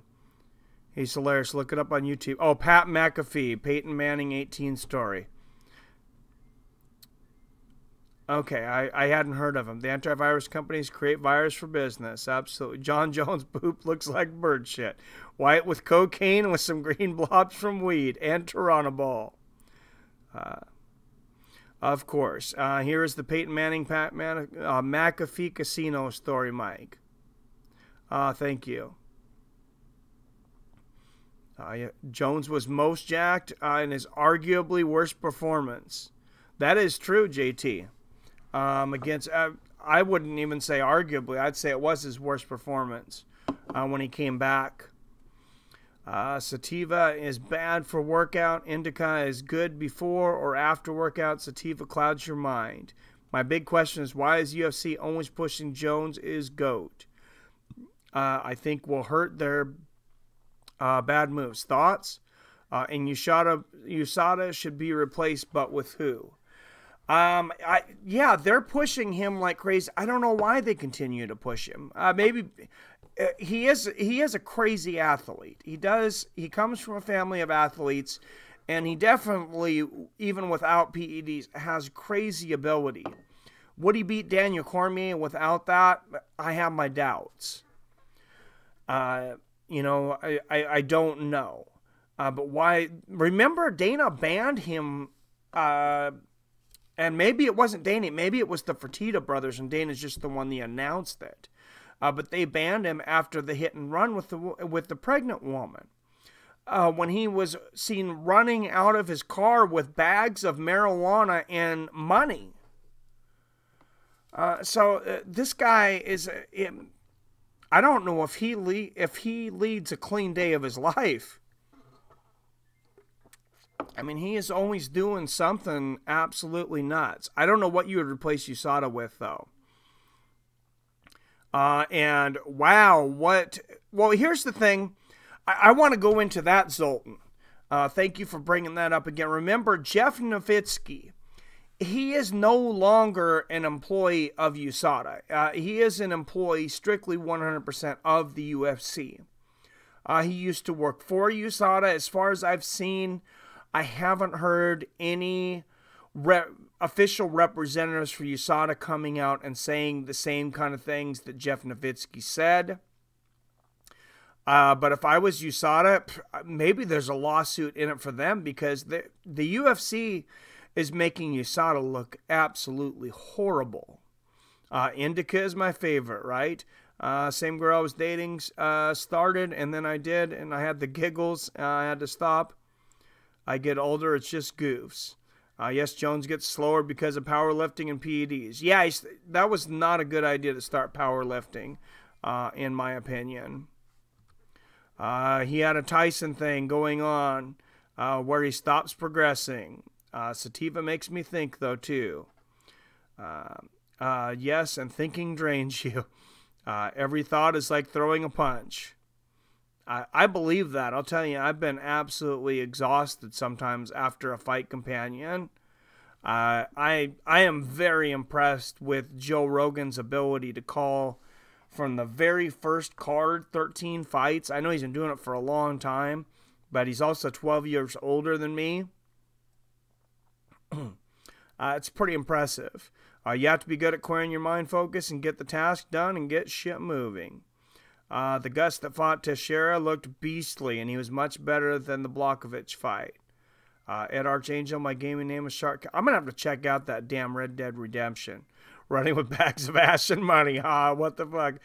Did you not see that? Yeah, he was caught leaving the scene with bags of marijuana and money. Replace USADA with the pre-employment drug screen kit would be more Oh, and he had a woman in the car that wasn't his wife. He's been pulled over several times with one and two women in his car that weren't his wife at a time. Place you side with pre-employment drug screen kit would be more dependable. Probably, Geeky. They should have a dope league and a clean league. Which one would get the most pay-per-view? Unfortunately, it'd probably be the dope league, Truther. Zoltan, imagine a punch from TRT Rumble, and how do you think Rumble versus Jones would have... Oh, Jesus, that's a scary thought. TRT Rumble... I think Rumble would have matched up very well with Jones, and I think is a very good shot because Jones tried to stand with everybody, at least for a time. And if he stood with Rumble, he could really be in trouble. I think he'd get knocked out. Robert says, I like me a nice hybrid. Gus will beat him with boxing, uppercuts, and knees, I'm thinking, unless Jones is evolved. Will you take TRT? I would definitely take TRT. I'm doing a little bit of study on it. Actually, I've priced it out, and it looks like that you can get on a regimen for about $50 a month. And I mean, that's just a little bit more than what I pay for my vitamins. So as I get older, if I start to slow down and stuff, I definitely consider it. That spinning back elbow, not going to work this time. Most strains are hybrid these days, to be honest. Do it, Mike. Red Dead is so worth it. Red Dead has taken over my life. I'm a vampire. Ooh, that makes me a little scared to look at, though, because I don't want video games to... I don't want to become obsessed with them. He's 12 years older than you, but his test levels are that of a late 20-year-old. So give yourself some credit, Mike, because I believe his test level helps.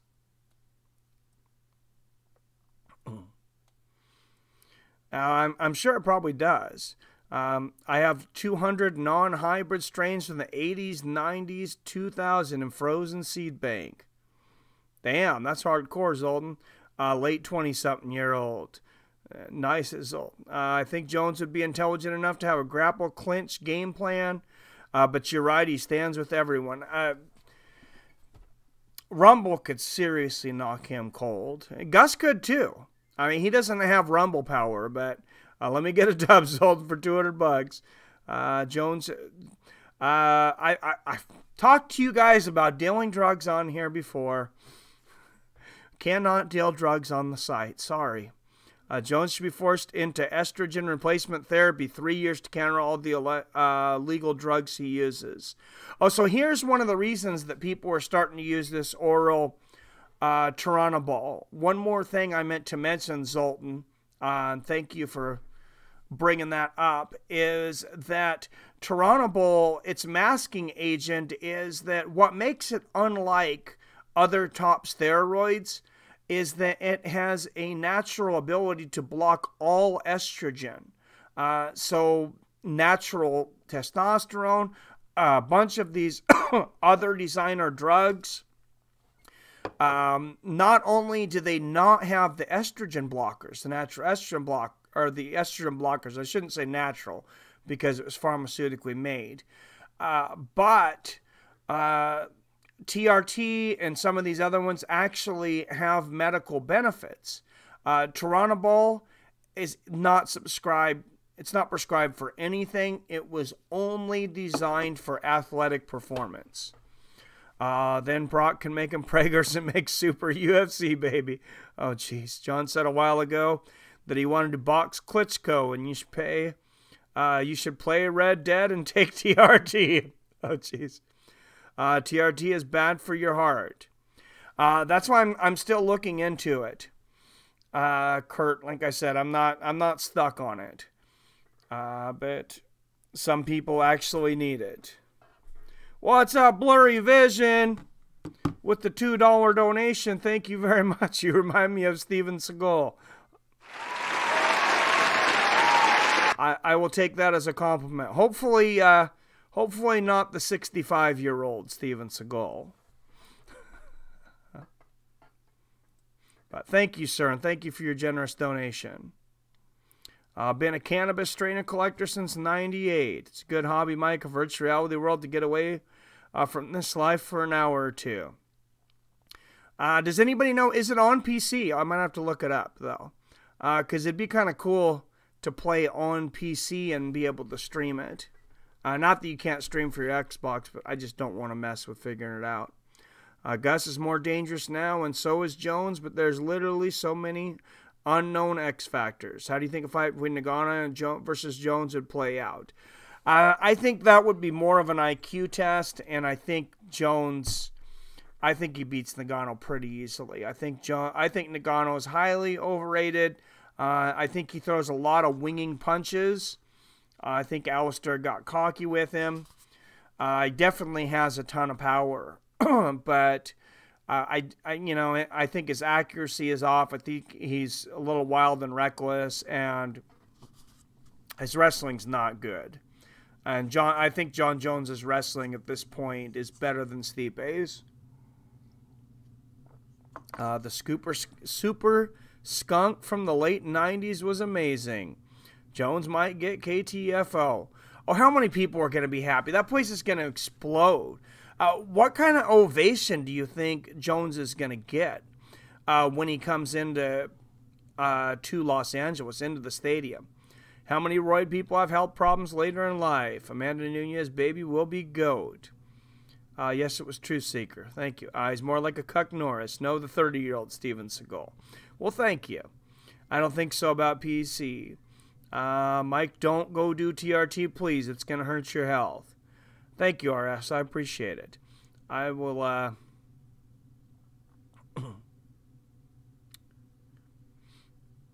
definitely look into the health effects and stuff of it. It's not like I have it, a schedule to go down to the doctor next week and have it injected. Can we focus on Gustafson for a minute? Yeah, we should do that. Ngannou versus Rumble, I think Rumble knocks him out easily. RRD2 is good, but very slow. More a fan of Assassin's Creed Odyssey. I got to get into those Assassin's Creed games, too. Those look very cool. Breaking, Tito test positive for Turinabol for Liddell 3. He is the big head snitch. Claims he got it from Juicer Jones. He might be serious. Are you serious, Magnum? I'm assuming that's a joke, because I really don't even think they drug tested those guys, but maybe they did. Huh. I'm telling you, it's natural. Your test will go up because it burns stubborn fat. You will open all your portals up. Should go back and look at Gus's last fight. He's looked much better recently. Absolutely. So let's bring up Gus. I'm going to bring it up in the screen capture. I'll bring it up on the screen here so we can look at Gustafson's fights since the Jones fights, and then we'll look at Jones.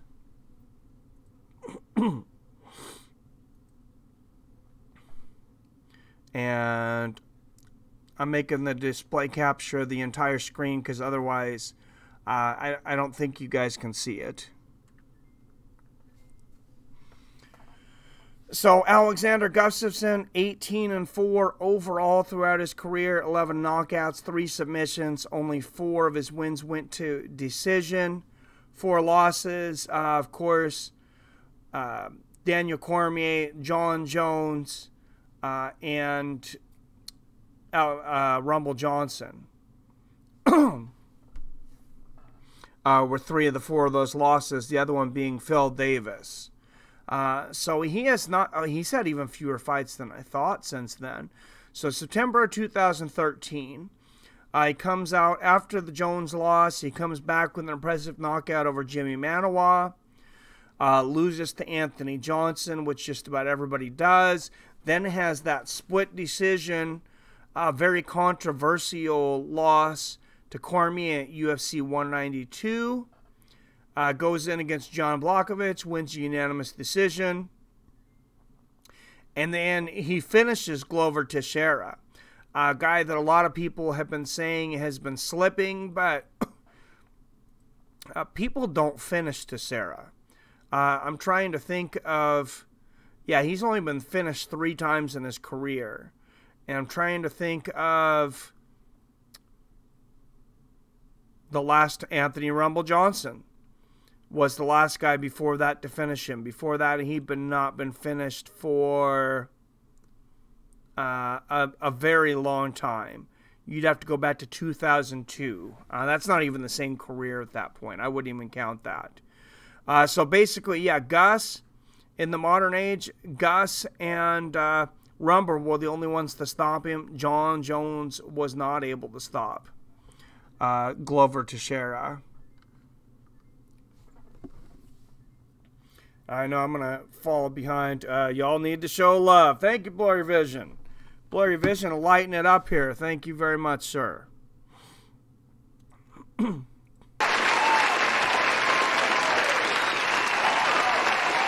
Blurry Vision's going to make it a Merry Christmas. I'm going to be able to afford another one of those 6-packs of the Blue Moon. That was very delicious.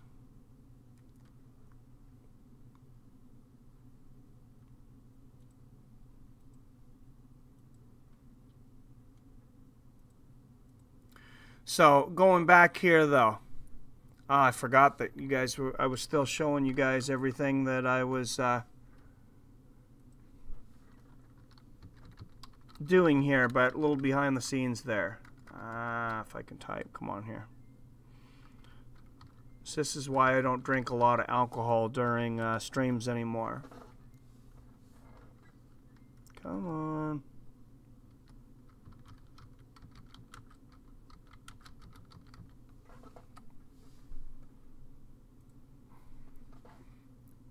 Okay, of course, the one loss when he started becoming a cheater there against earlier in his career.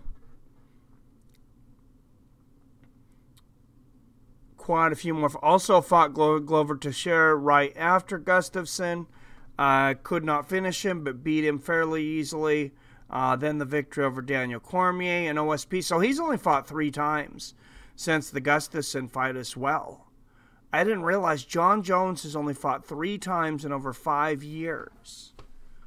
That surprises me. I knew he was, I knew he had a lot of time off, but I didn't realize it was that long. Buy that Blue Moon, Playboy. Thank you, Blurry Vision. You are awesome, sir, and I will take your shot just for that.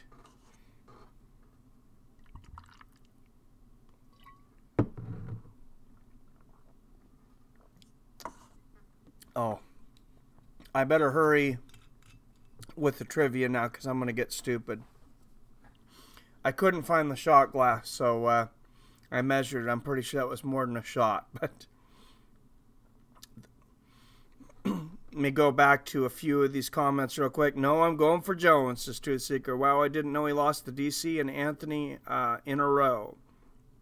Yep, he's got nothing to lose mentality. Oh, what's up, comedic genius? Oh, I thought that was absolutely awesome and showed a lot of confidence from Gus when he said, if you guys didn't see it, Alexander Gustafson said, I don't care what you take, Jon Jones, I'll beat you even if you're on rocket fuel, I'm going to finish you. So that's the kind of confidence that I like to see from him coming in.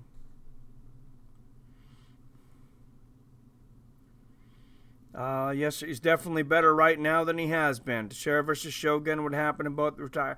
Like I said, I'm leaning towards Gus. Is Mikey getting lit? Says Queen Genius. You're the man, Mike. You're the man, Blurry Vision. Thank you. Thank you for the generous donations. What's up, Blast and RS? Well, Comedic Genius joining the party, so we can go into another trivia question here. For 1,000 points, what was the first drug that Jon Jones tested positive for publicly, but later it was said it wasn't supposed to be public?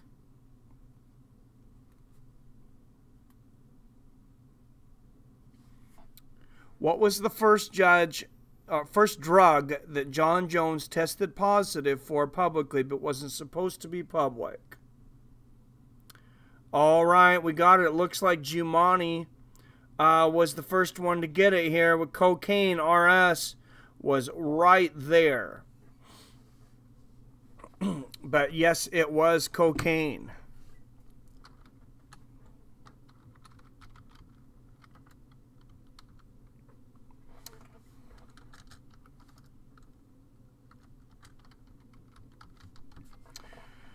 All right, 2,000 points for Jumani now. We got Jumani with 2,000 points. First Last had the A-Rod on. That was worth 1,500 points. Truth Seeker in third with 1,000 points. Let's hit another one since we've been going kind of slow. I seen that comment, RS, saying, let's go. What was on my screen? I'm first. I was curious if it would say that, RS, if it would say it was first on yours because you're in Portugal. I think that when we do this and you're talking about, you know, seconds or maybe even milliseconds, that there's something with the YouTube algorithm that, or the YouTube streaming, that maybe doesn't send the information quite as fast. So I apologize. Maybe some of our universal crowd, it may take another second for the information to get there. But on my screen, if it's first in other screens, I get it. Geeky says, darn, thought I was first. All right, let me go back to it. I'll show it to you guys real quick, just what my screen looks like, because it's real easy now. I have the display capture up. So here's my screen, and they were very close, almost at the exact same time. I have Jumani there first, and then RS within seconds. So there's Jumani, and there's RS, and then Geeky Spartan, you were also almost at exactly the same time. Marty got a little bit later, so looks like quite a few of you knew the answer, and it just kind of ended up being a speed test.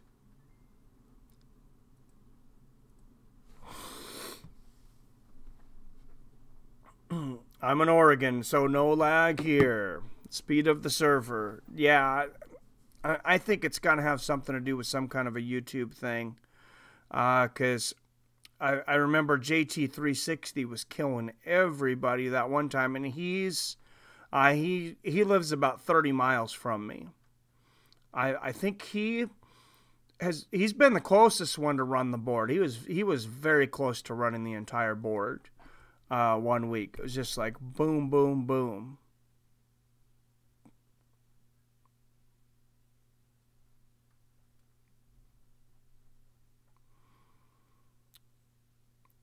It is what it is. I'm in Oregon, so no lag. RS second, play-by-play. Confidence kills.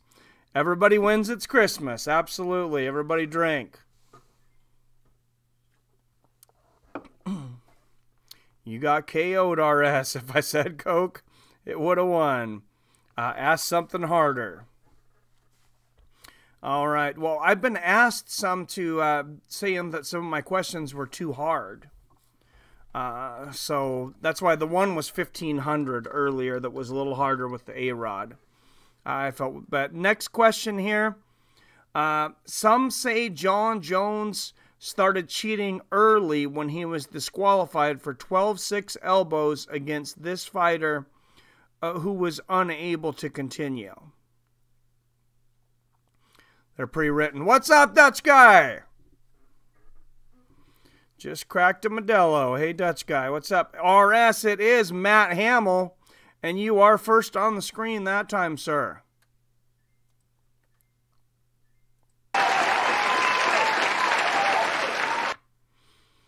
Great job, sir. Merry Christmas, Dutch guy. I'm glad you're here to join us, sir. We've been talking about drugs on Christmas. So being over there in the Netherlands, you'll fit right in.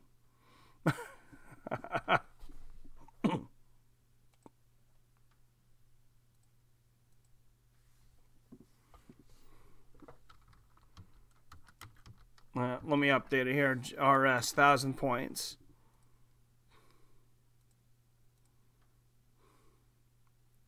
Thanks. Merry Christmas to all viewers also. Absolutely. Thank you. Got it. I was first on mine again. It happens. Mike, come on, man. It's first last. First, I'm first. It shows RS first on mine. First last says that's something easier. I just noticed that. Yeah, you were right after him first last, but RS is first on mine, then Magnum was right after, and then Dutch guy came in with Matt Hamill. Did someone roll a 6 or an 8? 666 said, I'll smoke a... Oh, jeez. RS said Hammett.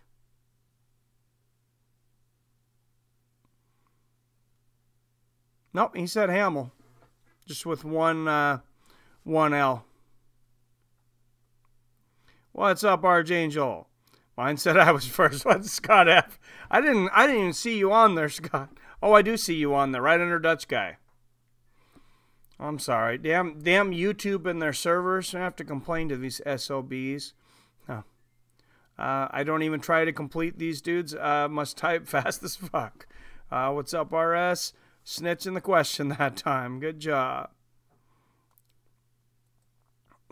All right. Speaking of snitching, Dutch guy was saying earlier the golden snitch is going to be on Rogan for 3 hours at a time. And he looked very uncomfortable for those few minutes with Dana White. We'll see if he can hold it together for 3 hours.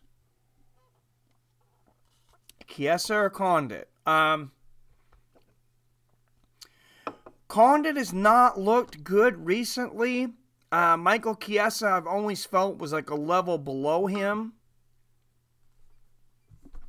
But, oh, Dutch guy. Let me call you back. My Skype came on for just a second, a call from Dutch guy, and then it hung up.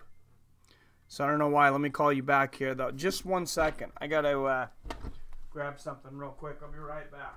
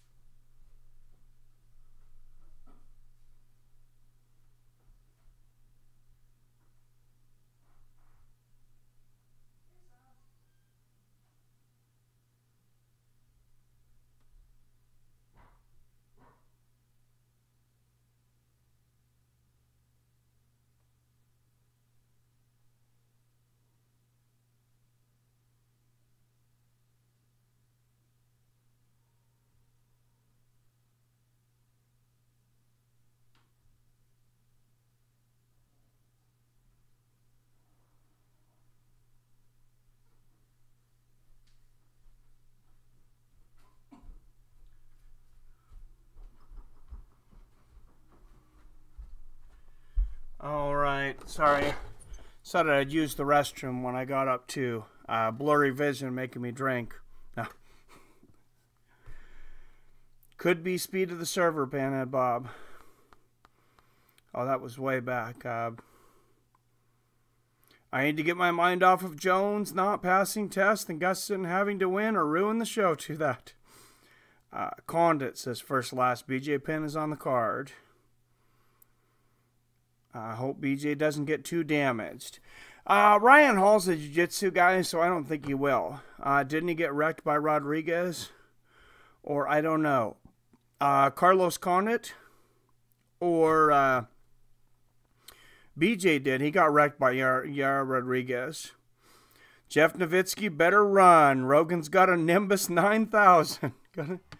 I really hope that Joe Rogan pressures him. A lot of people are going to be very upset if he gives them all softball questions. But at the end of the day, Rogan is an employee of the UFC. So, all right, next question.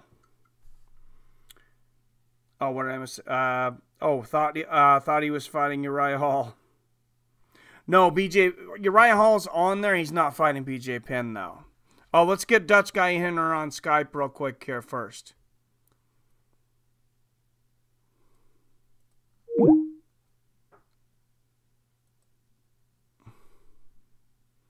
I'm trying to connect here with you, Dutch Guy. I'm not sure why it's not. All right, should be calling right now.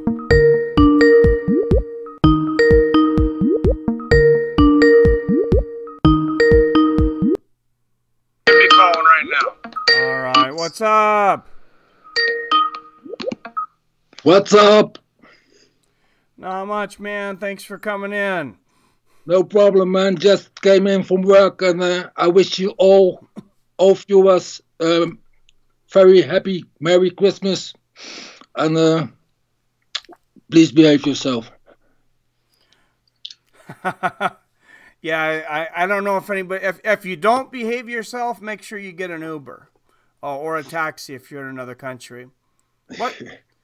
What countries do they have Uber in now? Now thinking of that, they don't have them in the Netherlands, do they? Yeah, man, they're from the Netherlands. They throw the legit taxi drivers out of the market because they are way under the price of the normal taxi drivers, and they fight. I've heard that in a lot of countries. I think England just kicked them out.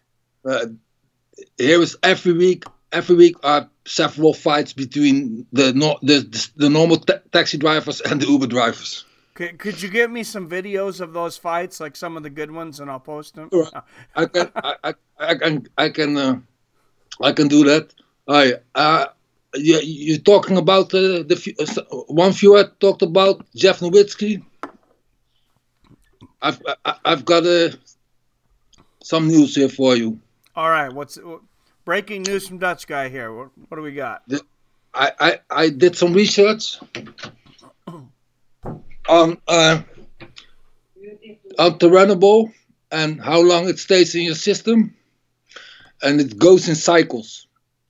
It's not possible to have Turinabol in your system like they say, like their statement is from 1.5 years ago, and it's a simple reason why that's not possible. Turinabol works in cycles, and every 16 hours it decreases the amount in your system.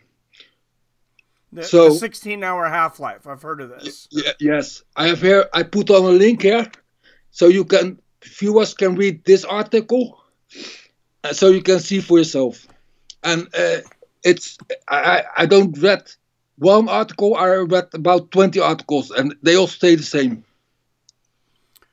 Well, I shouldn't have called you. We would have cut our research time in half. I spent most of the day researching this stuff yesterday and talking to Ian, who's a professor over at Toronto, trying to decipher some of these research papers.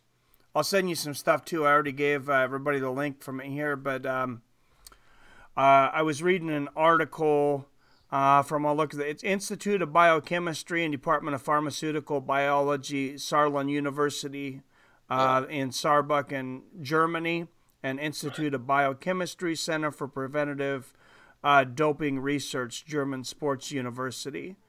And they were talking about the science of Turinabol, and it's not something they say. It's written for college, it's written for college level professors. So I've recruited some help on getting me to understand it. But I'm looking into if it may be possible that, well, it is possible that Turinabol or that some drugs can alter your DNA. I'm not sure if it's possible that Turinabol can. If he took so much Turinabol, the only way that I think he could continue to be positive, and I believe this is a long shot, RS, is that if it permanently altered his DNA, that it's going to continue to show up for the rest of his life because a picogram is such a small amount, 1/1,000,000th of a gram. All right, that can be true. But then I have a next question for you. Yeah. Why Jon Jones is tested 10 times in 2018? Why doesn't it show up in the other test? And why does it show up 1 week before the fight? So I didn't ask about the 10 question, but I asked, like I said, Ian Brewster. He was a professor at University of Toronto, and I knew he'd know a lot more than I do. He also has a PhD in biology. And what he said, when I asked him, I said, why would they not be able to find those specific things? He said they would have to be, they're so small that it's not surprising that they wouldn't come up before tests, because you would have to actually be looking in that area. And this is something I didn't know, and this has came up recently. It looks like several people have said it. Not all of these tests that they give these guys are equal. Some of them dig deeper than others, and I don't understand the reason for that. It seems the WADA tests are the best. Well, did you also see now they broke today?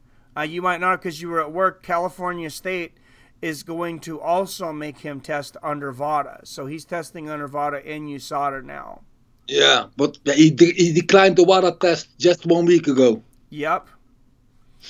So if you decline the test, that's already suspicious in my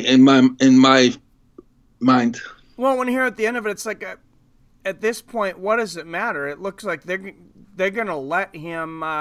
They're going to let him compete anyways. Chuck Norris, another good comment. I read this also. It could stuck in your not in the fat, but I don't know the English word for it, in your cell structure. So that's a possibility, but it's not a possibility that you took it 18 months ago and they still find picograms of it in your system. And also, I believe, what's the fighter called? He was suspended for 2 years, also on a few picograms. I believe Fabricio Verdum's levels were lower than this. No, there's somebody else too, though. Tom Lawler.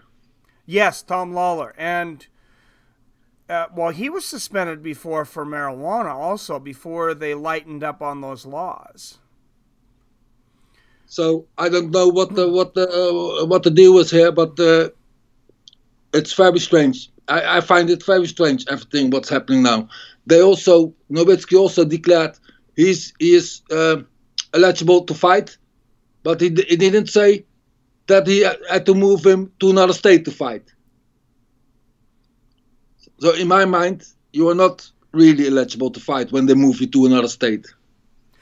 Yeah, and he's still got to appear before the Nevada State Athletic Commission next month. Yes. So yeah, this is crazy. So you guys were talking about fat and protein. Now this is an article. I'll put a link to this, but it's ncbi.gov, and this is an article also from German. It's translated from German, but it says disposition and excretion of the anabolic steroid Turinabol orally was investigated in male volunteers from single PO and IV administration of the tritium-labeled compound. The plasma concentration courses of total radioactivity and of the unchanged parent drug, as well as the urinary excretions, were estimated. From these data model, independent pharmacokinetic parameters based on statistical moments were calculated. One is almost completely absorbed after PO administration of 10 milligrams per volunteer. So that doesn't look good for Jones. I think Magnum Mountaineer is right on the point there. I agree with this statement. I think that's what happened. Okay, I'll look at it in just a second. I just wanted to get into the difference one of the differences in Turinabols and other things. So the AUC ratio of the unchanged drug and the total radioactivity of 1 to 13 shows the predominance of metabolites in plasma, which is what they were looking at, was metabolites. After IV administration, the disposition of unchanged 1 was found biphasically with terminal half-life of 16 hours, which we talked about. 1 and its metabolites are preferentially excreted via the kidneys. The urinary total radioactivity represented about 60% of the dose following both administrations. Due to its affinity to SHBG, 1 is able to compete for protein binding of testosterone. So that's how it's different. There's protein binding of testosterone resulting in an increased plasma level of non-protein bound testosterone. So basically, to put it very simple, yes, it looks like it could bind to fat. Yeah, I read that also. And did you also know that Turinabol is one of the PEDs that's very easy to mask? Yes, it has a natural masking agent because it doesn't create estrogen like other steroids do. If I understood that correctly, I'm going to put that link up for you guys here real quick, and then we'll move to another trivia question because I don't want to bore everybody to death with the science, but I find it very interesting. It's a very strange event, what's happening now. It is. Well, it's only very strange is because, and True Seeker says, who cares? And I know a lot of people are going to think that, and that's why I will move this along. But what does bother me is it's just like, this guy's got to be a complete psychopath to continue to take this drug after failing so many times. And I'm definitely leaning towards that he did take it. Yeah, it's not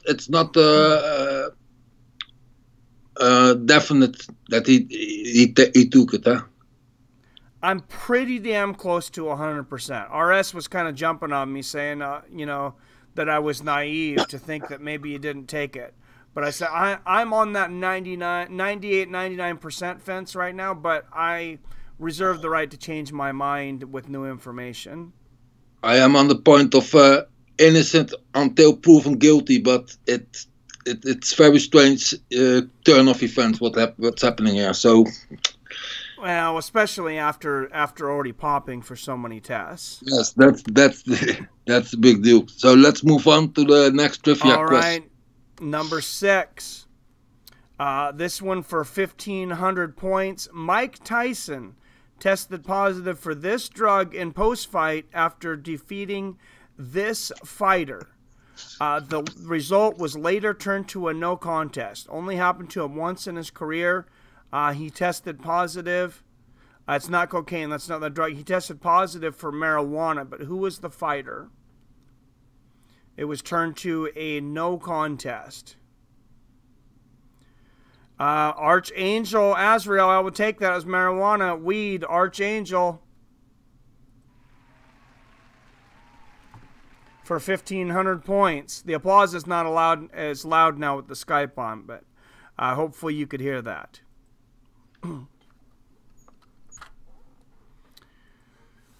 Great job, sir. Archangel gets on the board with 1,500 points and moves into a tie for 3rd place.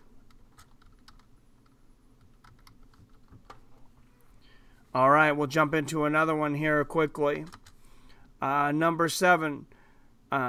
This one is probably going to be a speed test, so be quick. This one's 1,000 points. Let me put down the winner here real quick. Sorry, I almost forgot to write you, Archangel.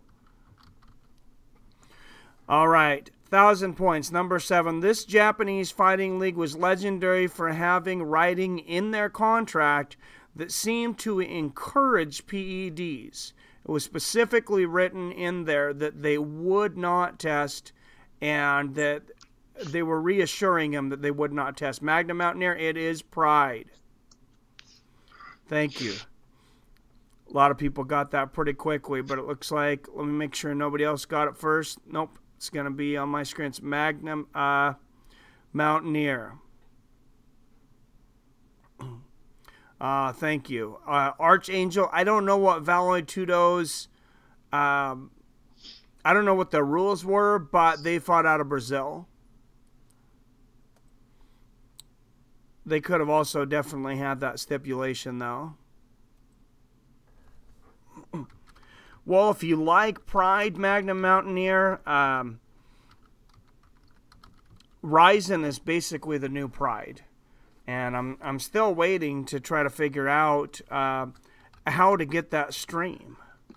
I'm going to end up watching it on Fuji TV. So I mentioned this before. Anybody that knows Japanese, please reach out to me and just give me an email. I need some help reading some Japanese on some sites, because it's available to the Japanese on a site, but I can't read anything to figure out where to find it. So I'm hoping to do that event on New Year's. Google Translate. That's true. Will it translate the Japanese characters? I guess it probably would. Yeah, man. No problem. Good point. Thank you. Nobody knows Japanese. It's the most difficult language. Well, here's the thing. I thought I knew some Japanese, Archangel.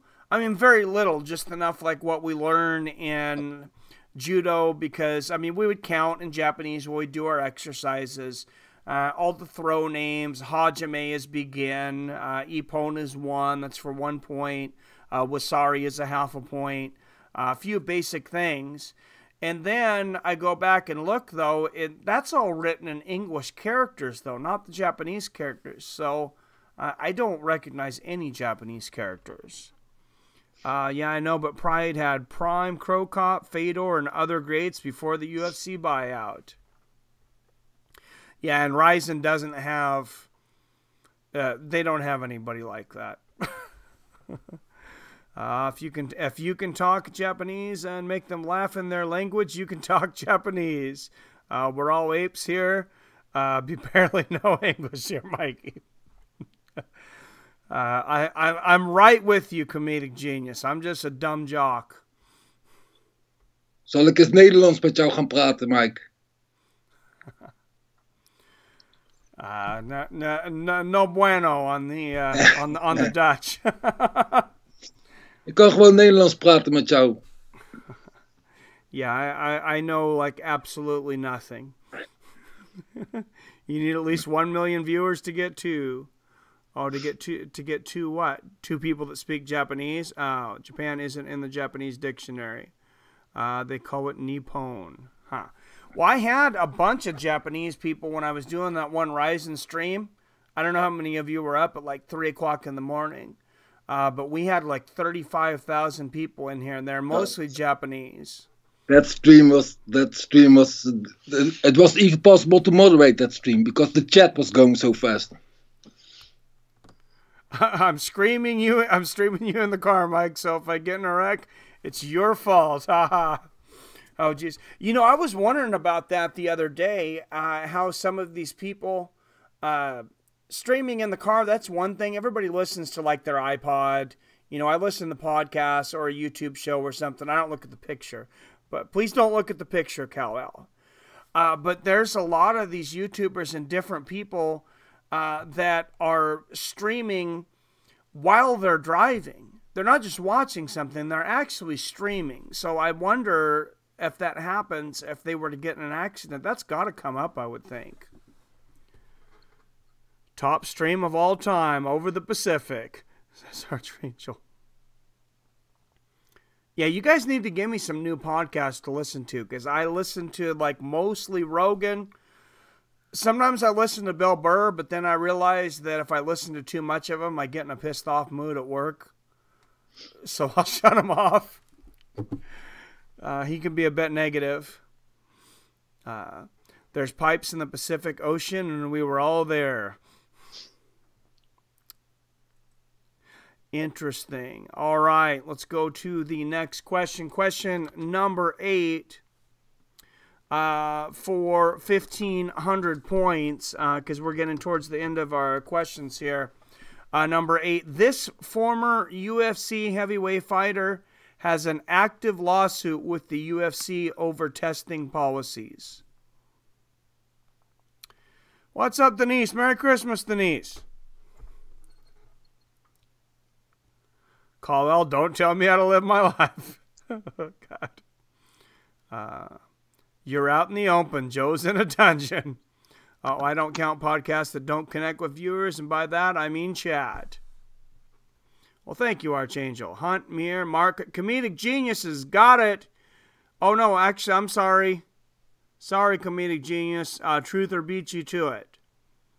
Truther right there. He's got Hunt, but you were right there. Truther, that's another one for Truther.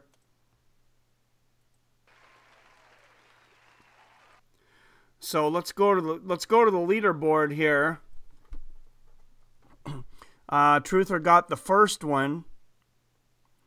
Second one went to for 1,000 points. Second one went to first last with 1,500. Then Jumani got the next two at 1,000 apiece. Gave him 2,000. RS had number 5 for 1,000 points. Archangel for 1,500 on the next one. The next one put Magnum Mountaineer at 1,500 points. But this one went to Truth Seeker for 2,500.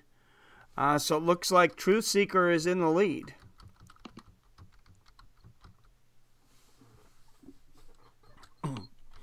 With 2,500 points. We got a close contest coming into the next one. Dutch guy, let's give you a minute. Come up with a question. Does that work for you? While we're speaking, can you come up with the last question? Give me 2 minutes. All right. I can definitely talk for 2 minutes if you haven't noticed. Most people probably think I talk too damn much.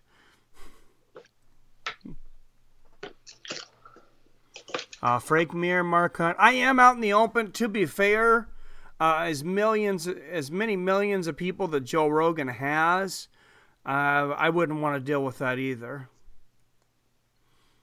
Must be first then, Mighty Mouse. That's why we even respect Twitch viewers, but Twitch bans YouTube in the ECW of streams. I have no idea what you're talking about, Archangel. Enlighten me.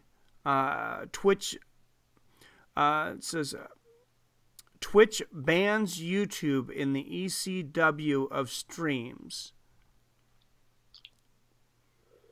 I lost the leaderboard graphics when my power went out that night, man. I am the graphics. So I got to get back to that. Can we put up Gustafson instead of Jones? I would have, but he looks exactly the same. No. Speaking about lawsuits, how about Randy suing about this HG vid? Oh, I didn't see that. He'll probably end up getting money, though. Didn't you guys hear Hulk Hogan got like... he got a ridiculous amount. He bankrupted that tabloid. I want to say he got like $100 million or something crazy. I think we are done worshiping Jones.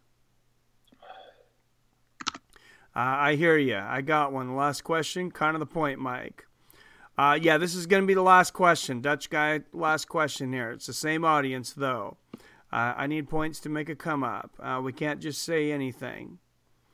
What overhyped female fighter who specializes in arm bars got her butt handed to her by real female fighters? That is great, Mountaineer. I think I have an idea who that is. I'm pretty positive I have a good idea who that is. Geeky Spartan. Archangel will be giving out the prizes for that one, though.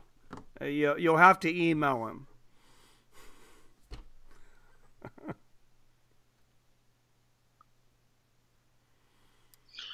All right.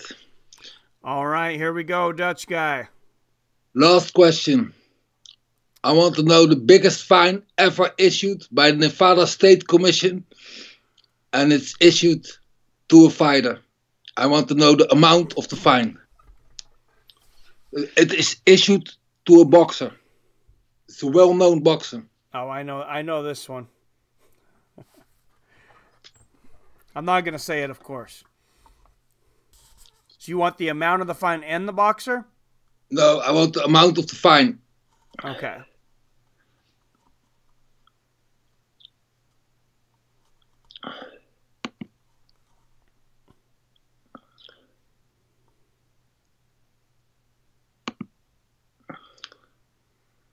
It's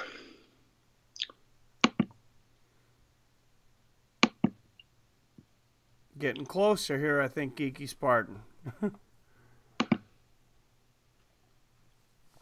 If it's who I'm thinking of. Comedic Genius, $1. Right on the dollar menu at McDonald's.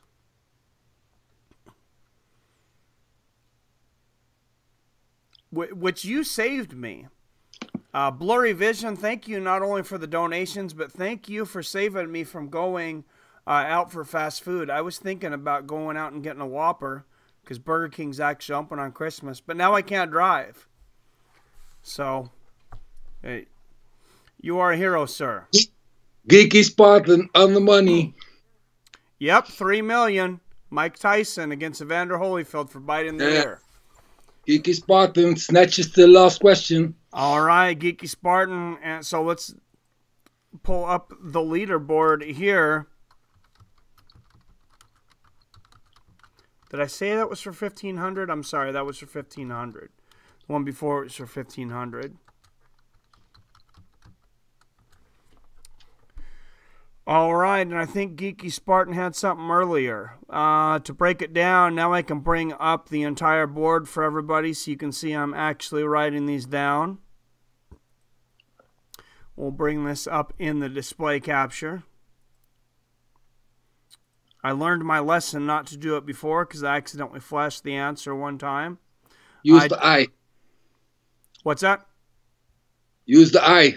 So you can put it on your left screen first. Then transition it to your right screen. Is it not on there? I don't see it. You have to put them in studio mode. Oh, it's not. Studio modus. Why didn't that transition out? Wait, just remove the lock, put it high, put it in the first place in your OBS, high up. Yeah, I'd used it earlier. It must have gotten, huh? Oh, it's up now. It's up on my screen. In your left. Yeah, update. It should be on there now. No.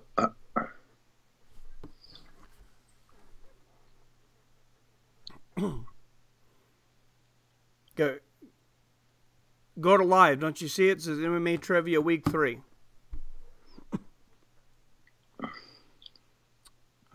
First one was Truth Seeker for 1,000 points. Some of these I just put the question to make sure I would remember. Then First Last, 1,500 points. On the A-Rod question, Jumani hit 1,000. 2 1,000s in a row for 2,000.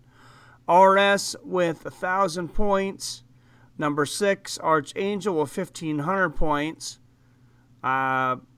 Magnum Mountaineer, 1,500 points here. True Seeker with 1,500. And then Geeky Spartan with 1,500 on the last one. And Blurry Vision made me drink so much alcohol. I'm going to have to do some math here.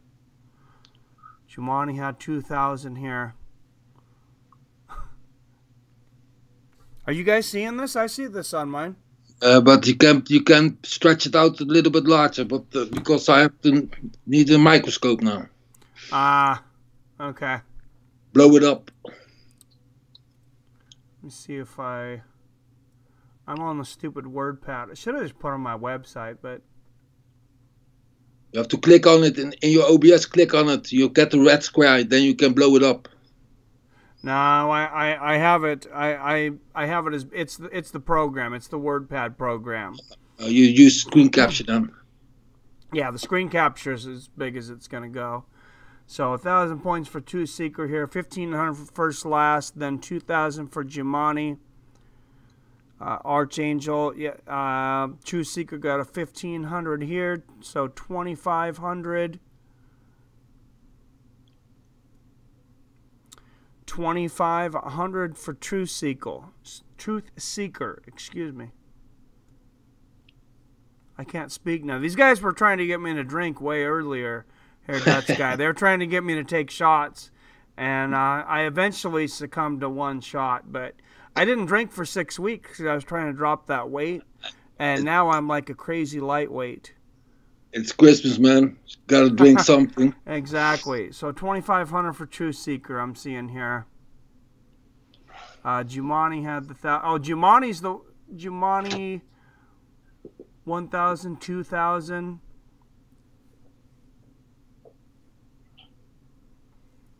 So Truth Seeker with 2,500 points. That's going to be it. Truth Seeker wins it. 2,500 points. Sorry that took so long. See, you guys are a bad influence. You get me to drink too much alcohol. But it is Christmas. Merry Christmas, everybody. Congratulations, True Seeker. Yep, 2,500. You did win, sir. Iron Mike for ear-biting Mike Tyson. Yep. Jumanji. Yay. All right. Yeah, I'm sure it depends on what screen you were looking at. But, yeah, I know that was pretty small. Good game, everyone. Yeah, good game, guys. Went down to the final question again.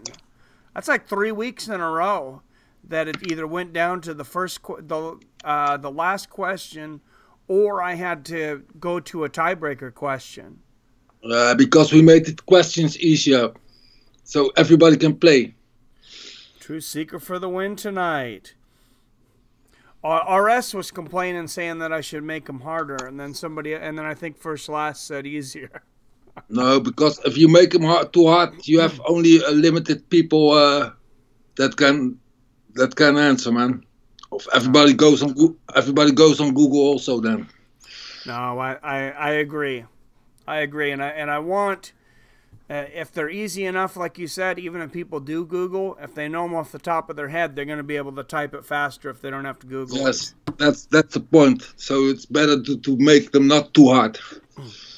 All right. Well, before we go, let's go into UFC 232, the co-stream, Dutch guy and fights with friends, Jon Jones versus Alexander Gustafson, Cris Cyborg versus Amanda Nunes.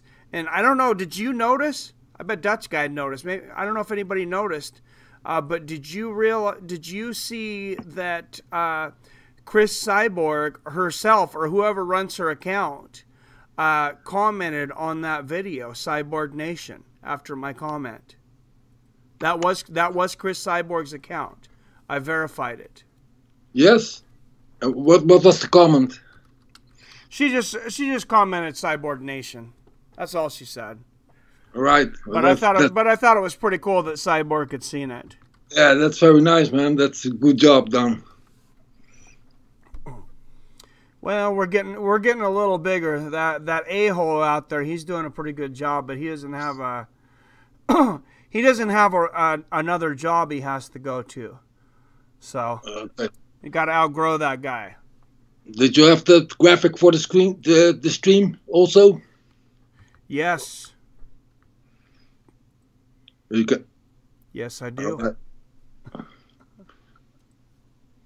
Oh, I gotta pull this. Oh, the display capture. Oh, the display capture was still up because I was. I'll go back to it. You do a great job on OBS, Mike. You are improving, man. Nice to see. Thank you. I've been working on it, so thank you. Good job, man. All right, let's break some of these fights down here, though, Dutch guy. While we have you on here, let's start out. Curtis Millender. I don't know if you remember, he came out of the Contender. I don't know who the CR Bahudzada is, but I know who Curtis Millender is. So I got to go with him. We won't spend too much time on that because I don't think anybody knows who those guys are. But Uriah Hall versus Bevon Lewis. I got Hall on that one. What's that? I got Hall on that one. I'm leaning towards Hall. I've heard a lot of people leaning towards Bevon Lewis, though. True Seeker says Sire. Magnum Mountaineer says Millender. True Seeker says Hall on this one. I got Hall also on this one. Yeah, I got him on this one, but I've heard a lot of good things about Bevon Lewis, and I've heard some money coming in. That's all I know, though, so I'm still leaning towards Hall. Nathaniel Wood versus Andre Ewell. I don't know much about both fighters, man. So I don't either. I'm gonna go into their history here a little bit. It should at least have their UFC history. Just one win, one fight in the UFC here for Andre Ewell against Johnny Eduardo. I seen Nathaniel Wood absorbed 5.75 strikes, so that's a bit much. So he gets hit a lot. How many percent? 5.75. That's it. That's a lot, man. Most fighters are in between 2.5 and 3.5. Oh, the strikes per minute. Oh, that is a lot. It took me a second. That is a lot. You're right. So the defense that tells me he has not a really good defense. All right, so one win for Nathaniel. Let me see where that was at. Oh yeah, wow, he's getting hit twice as much as Andre Ewell. That guy's getting tagged. Okay, sign me up for you on that one. Well, let's look at Andre Ewell. Well, he won his first fight in the UFC. He got a win, but so did Ewell. Split decision win over Renan Barão. I remember that fight. I didn't remember the name, but I remember the fight now because we called it on here on the UFC Fight Night. I'm also going to go with Ewell on that one then because now I remember who he is. There's getting to be so many fighters. It's very hard to keep track of everybody. There's over 600 fighters now in the UFC. Wood, because he's from the UK. Nice. All right. I think everybody knows who this guy is, though. The Prodigy. Have you heard of this guy? What do you mean? Wood? The next one, BJ Penn. I think he still got a little name, little name left, man. And Ryan Hall is not much on his striking, so I got Penn for this one. I'm also leaning towards Penn on this one. I do want to look at Ryan Hall's. Is he making his UFC debut, or does he have one fight in the UFC? He's coming also from the... from the Ultimate Fighter. Yes. Yeah. He's a submission specialist. Against Artem Lobov, and then he's got a win over Gray Maynard. Okay. Yeah, I knew he was a sub guy, so that's why I wasn't... Leg lock specialist. Hall sub. Geeky Spartan says BJ. I'm also leaning towards BJ on this one. BJ Penn for once, even though BJ Penn's 40, I wish he wouldn't fight anymore. I think this is a pretty good matchup for him. I think also. Douglas Silva de Andrade versus Peter Yan. You got 135. Does that look like a 135-pound fighter to you? Douglas Silva de Andrade. I think they put the wrong picture of somebody in here. Unless this guy's like 3'8". That's a pretty stacked looking 135-pounder. It looks like he has a 12-pack. Yeah, it does. Jesus, what's this guy doing? 76% knockout rate.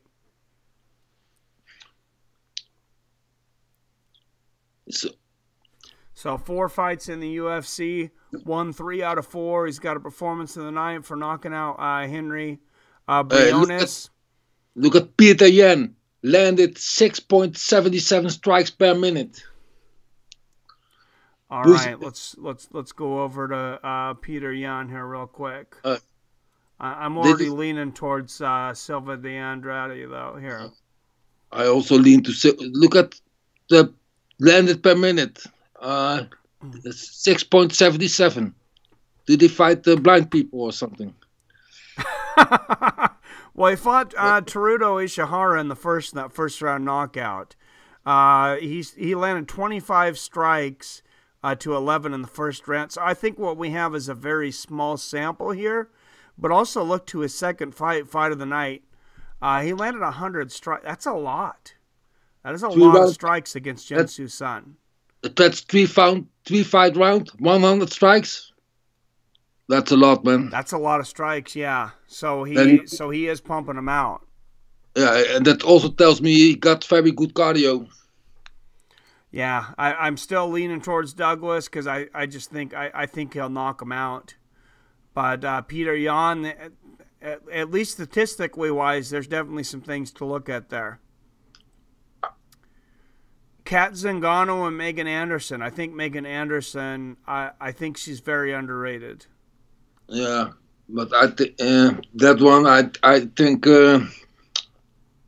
Kat Zingano not looked very good in the last fight. So she won in Boise. Her last fight, because I was there, she won in Boise. Before that, she's coming off a 3-fight losing streak to good fighters, Kat Zingano, Juliana Pena, but then the Ketlin Vieira, that was not good. That was not. I go Megan Anderson on this one. A split decision. Yeah, she's coming off a win over Marion Renaud. Renaud used to be a great fighter. I believe she's like 43 now, though, so she doesn't have what she used to. When I look to Megan Anderson, yeah, Kat Zingano has not been the same after those concussions against the Amanda Nunes fight. Even she said that. I go on the dock on this one, Megan Anderson. Yeah, especially, I mean, she went the distance with Holly Holm as well, and that's really saying something.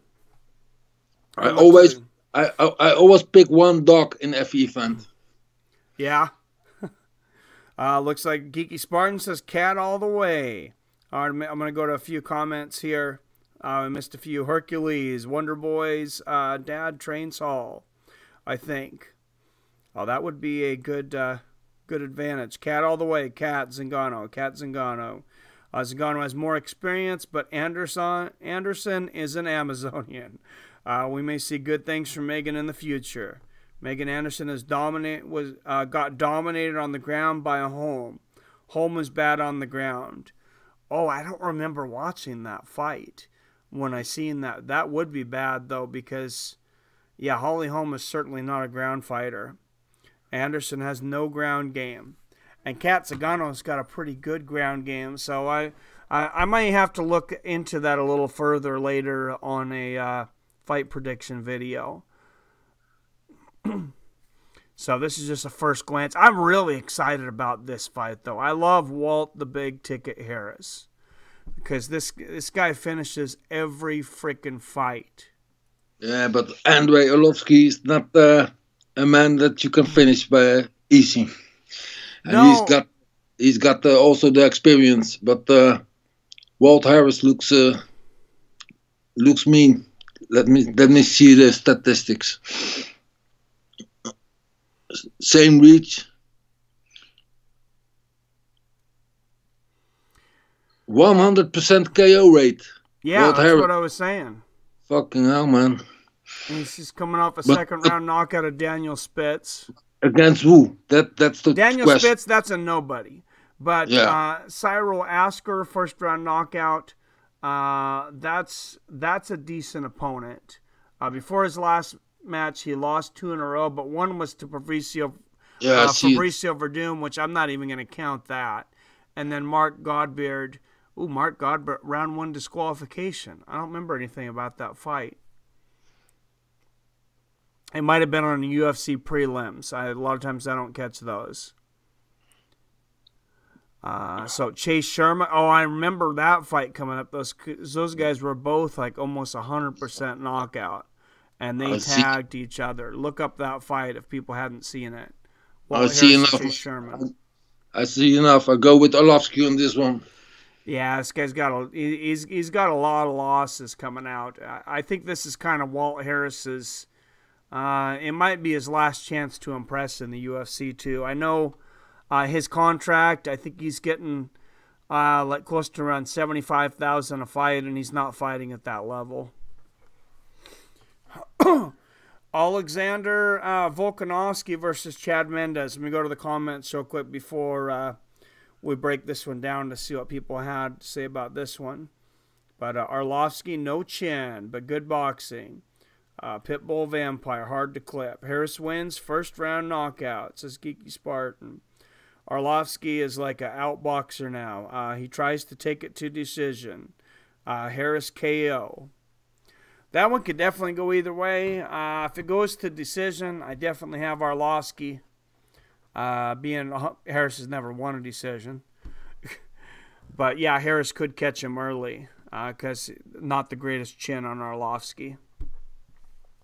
But Chad Mendes and Alexander Volkanovski. Now, I don't know if you've seen, there's been a lot of bets coming in on Volkanovski. Chad Mendes was a very big favorite. Doesn't look like they have the odds up right now. But Chad Mendes was a really big favorite coming into this. And there's a lot of money coming in on Volkanovski. I don't know if I would pick him on this fight. But he's got a 5-fight win streak. He's got his 5 fights in the UFC, 5 wins. But like you said earlier, who has he fought? That's always the point. But, Darren Elkins is the only big name on here. I don't even gonna read this. Sign me up for Chad Mendes. Sign you up for Mendes. Well, Mendes just came back from that suspension. He also, that impressive knockout. I was there. They love that guy in Boise. I was there at that fight in Boise. I didn't realize. I should have realized that he had a tie to Boise. I guess he trained there some because he got the loudest ovation. All right, we'll look at what the viewers say about this real quick before we go into this match. I'm very excited about Latifi and Anderson. Geeky Spartan says Mendes, and not a lot of comments. Is UFC like the American League of MMA? Kind of. Same deal. As far as leagues, PFL is coming up as well soon, so just keep that in mind. I don't want to distract too much from it, but I will definitely be having a New Year's Eve stream for PFL. It's going to start at 4 p.m. Pacific, 7 p.m. Eastern, and they're going to give away 6 $1 million contracts. And I'll go into that more on another video. Quincy says Latifi. I agree. I agree because I'd already looked at this match earlier. I pick Alir Latifi, but let's take a look into what have you done for me lately, as they say. Latifi, good fighter. Corey Anderson, good fighter. But I go with Corey Anderson on this one. Are you going with Anderson? A lot of people are saying Corey Anderson's looked a lot better lately. But, man, Alir Latifi. Power fight. He's only lost once in his last 6 fights, and you got big names on here, man. All right. And he also had the he only need 1 punch to get you out of there. Yeah, still, he's got a first-round knockout over Sean O'Connell. Sean O'Connell's in the finals at PFL. I think he's going to lose to Vinny Magalhaes, but he's in the finals. And Gian Vellante, that's never an easy out. Lost to Ryan Bader, came back, beat a tough Tyson Pedro, and that first-round submission of OSP. I'm going with Latifi on this one. But let's look at Corey Anderson here for a minute. There's been a lot of talk about his recent improvement. Oh, that's what they were talking about, was his performance over Glover Teixeira. And it was pretty impressive. I guess he dominated Glover Teixeira. And then he beat Corey Anderson before that. Like opponent, OSP, just about a year ago. Got knocked down in the third round. MMA doesn't always add up. Another like opponent, they both knocked out Sean O'Connell. So you got a couple like opponents there. But yeah, I'm still going with Ilir Latifi. What say you fans on that one? Lone Wolf says Mendez should take it. I think the MMA world is getting territorial, much like boxing. Anderson isn't that explosive. Latifi, he paces himself. Latifi should wrestle this guy to a KO. Where the after party if UFC is on the 29th, then New Year's in LA. New Year's Eve. PFL's in New York, I think. But yeah, they're going to be in Los Angeles on the 29th. That's going to be a crazy week. Especially people that have a 5-day weekend. No, they're not going to be in. They're going to be in LA though, and they just moved from Las Vegas. A few of those people might stay in Las Vegas for New Year's. They might just tell the UFC to F off and enjoy Las Vegas. Venice for sure. Carlos Condit and Michael Chiesa. This is a wild card to me. It's you got what Carlos Condit comes out. He hasn't looked particularly impressive recently, and then that's what I saw also. But he's going up and down, man. One fight he's great, and the other fight he's not there. But you have Michael Chiesa moving up. This is his first fight at 170. Yeah, so I have to go with Condit then. So Condit coming off 3 losses, but three very tough guys. I mean, one was the championship match, and then he gets submitted by Damian Maia, goes the distance. Neil Magny, I would say that was a surprise. I didn't see him losing to Neil Magny. That was a very close decision, though. I felt that they could have gave it to Condit. You can see in the stats here. They don't always tell the full story, but Condit landed more strikes in that fight. And then he was submitted by Oliveira, who has the record now for most submissions in UFC history. And then Chiesa, he's going to be outsized at 170. And he's coming off a loss to Kevin Lee and Anthony Pettis. Of course, he beat Beneil Dariush and Jim Miller before that. Jim Miller kind of aging, though. So, yeah, I'm going to lead towards Condit to get back in the win column on this one. What say you, Fights of Friends fans? Yeah, so UFC can't go to Vegas. Yeah, how do you get banned from Vegas? Chiesa sub, says Quincy. Michael over Condit decision. Oscar should capitalize and call out Dana New Year's Eve. Brawl to make a celebrity death match. Episode with Ice Cube. You think that's a good idea, Dutch guy? I think what's a good idea? Oscar De La Hoya calling out Dana White, or either way, either one of those old men calling each other out and fighting. Oscar De La Hoya has delusional. He should fuck himself up somewhere and jump. I don't like the guy, man. He's a bonehead, man. He doesn't even know the name to pronounce the names of his fighters right. Yeah, and it goes over to boxing too. He doesn't promote this event right. What were the pay-per-view numbers? 35,000 of like something like that. Yeah, I think 30,000 was the last number I seen. Yeah, he comes out with discount on the prices, and the next day there is no discount on the price of the pay-per-view. What the fuck, man? That was a huge drop the ball. Although I don't want to get sidetracked on this for too long, but he mentioned later that he was going to continue in the MMA game, that he was going to get out of the pay-per-view though for now. I could see him signing with the Zone. and being on free pay-per-views. He would need somebody to run it, though, because it's obvious he can't run it himself. He can promote his own event. No. I got Condit bouncing back, says Lone Wolf. Can't be a natural-born killer keep a natural-born killer down for long. The Golden Cokehead, him and his sidekick. Hopkins, he threw down the flag of Peru. Oh, no, it was flag of, where was that? Puerto Rico. Where is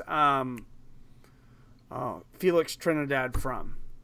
Puerto Rico. He threw down the flag of Puerto Rico. Oh, well, Your Honor, I was sitting on the bus. What's up, Super Trap? Merry Christmas, sir. Archangel, that already starting beef with pay-per-view brands like UFC. Oscar does not want to battle with the UFC. I know that. Oscar and Hopkins took out HBO. I would argue that it's more the minds of Richard and Eric Schaefer, though. Just like I think it was more the minds of a lot of it was more the minds of the Fertitta brothers than Dana White in the UFC. Dana White's a great promoter. I think his biggest talent is finding talent. Like on this Contender Series, he's lighting it up. He's finding really good guys and progressing them very well. The business side of it, the talking to the media, that guy he needs to go hide in a gopher hole somewhere. Yeah, I think so. I just can't stand the guy, man. I don't know what it is. You know, I don't want to get too political, but he reminds me of somebody. You can just read into that. Cris Cyborg versus Amanda Nunes. Oh, that's a tough one, man. That Super Tramp says, now I'm fighting. I was the future champion. Now I'm fighting Condit. Man, I think Amanda Nunes has a real chance to win this. I think she has the best chance of all the fighters before I will fight Cyborg. But you know, Cyborg always gets the job done, man. It's 10 years undefeated, man. What the hell? 10 years undefeated. That is insanely impressive. That's the GOAT. That's a GOAT. Now you look at Amanda Nunes, since losing to Kat Zingano, which she gave Kat Zingano so much brain damage, Kat Zingano was never the same, literally. I love Kat Zingano, but that's just the truth. She knocked out Shayna Baszler, knocked out first round, Sarah McMahon first round. Then she takes out Valentina Shevchenko, submits Miesha Tate in the first round. Of course, the Ronda thing, I don't put a whole lot of stock in that because Ronda tried to strike with her, which was insane. But then gets another big win over Shevchenko. The win over Raquel Pennington. Pennington was very overmatched, but she pressed Nunes, made her show her cardio. Yeah, I think she's definitely the biggest challenge that Cyborg has faced up to this point in MMA. But Cyborg she's on it, and she called out Cyborg. Now Jermaine Durandamy, I know I can't speak here, who has a win over Amanda Nunes has a win over her. She vacated the belt rather than to fight Cris Cyborg. She's scared. She's scared. I don't blame her. It's Jermaine Durandamy in Dutch. Thank you. My Dutch is horrible, as you've seen. Yeah, you Dutch have a little work to do. just a little bit. I'll start with my first word, and then we'll go from there. Yeah. That's okay because my English is horrible also. So that's good. Your English is just fine. But first round knockout all the way back to Gino Carano. Man, you remember that? That was. How many of you guys were watching almost 10 years ago when Cyborg knocked out Gina Carano in Strikeforce? So some of the people in here were probably 8 years old. I think JT was 6. And then Marlos Conan when she was something. We'll go into something a little more recent, though. She's got Tanya Evinger, Holly Holm, Yana Kunitskaya, which, of course, was an absolute mismatch. It should have never happened. Toughest girl in the world, but when you look at the UFC, I want to make an argument here, Dutch guy, that looking at this outside of Holly Holm, Cris Cyborg hasn't fought anybody in the UFC. Did you realize this? No, man, I don't. I was watching the comments. Oh, Nunes is fluid and deals a lot of damage. I was saying, did you realize before this, though, did you realize that Cris Cyborg really hasn't fought anybody in the UFC for as much hype as she gets? She's fought Holly Holm and then nobody. Yeah, but still she is on another level, I think. And I think it will be a good fight, but I have to go with Cyborg on this one. I've been going back and forth on this, and I reserve the right to change my decision in a further breakdown. If I look at it further, I'm going to go with Amanda Nunes. I think she's got more experience. I think Cyborg's getting up there. I think this is going to be the first time she's faced somebody that's close to her own size. I mean, you look at the people she's fought in the UFC. Tanya Evinger. I'm sorry, but you know, my 17-year-old daughter could beat up Tanya Evinger. that lady. I mean, they pulled her right off the floor of Burger King, and they're like, Cris Cyborg needs an opponent. All right, you're going with the dog on this one. I'm going with the dog, and I imagine the odds. I wish the UFC would update their odds more often, but I imagine Cyborg's probably at least a 2-1 favorite. I don't never ever look at the odds, man. Never. Cyborg can get gassed by Nunes. Oh, we got a lot of comments on this one. Let's give some love to the comments. I've not seen one comment, one viewer who picked Amanda Nunes, but you never know. It's still MMA. Yeah, I'm kind of taking a long shot on this one. I'm not saying I throw a lot of money on it, but I'm slightly leaning towards Nunes. I always pick one dog in every event. There's always one dog who wins. Yep. Cyborg by TKO, says Quincy. Amanda Nunes and Cyborg versus the villains of the UFC. Both look like dudes. Jones is like a general Grievous, and Cyborg is like, I don't know. Whatever you say about this, this has got to be for the best woman fighter of all time, right? Whoever wins this, this is the best female fight, at least on paper, that they've ever had in the UFC. I think Cyborg is the best fighter, woman fighter of all time, regardless if she wins or loses this fight. But I think Nunes is no worse than number 2, though. I think you're right. So there we go. You got the 2 best women in the history of the UFC and the co-main event leading into the main event. 2 fighters that had I think the best light heavyweight matchup in the UFC that we've ever seen. All right, man. The main event.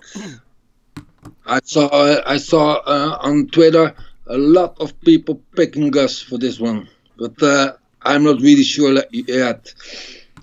I'm still thinking about it, but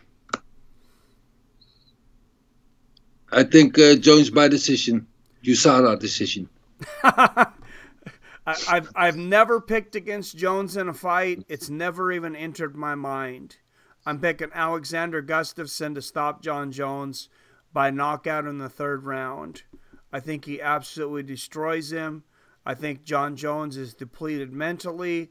I think he's going to come in flat physically. And I think Gustafson's going to I think he's very motivated. I think he's going to destroy him. I first gonna watch some fights of both. Watch some fights back and then analysis, and then I'm gonna bet. That's the one fight of the card. I am not really sure who to pick, so I have to do some research first. But I'm leaning to Jones. I was surprised to see how long these guys have been inactive since they fought each other. Gustafson is more inactive than Jones. Yeah, over 5 years ago. That's the strange thing.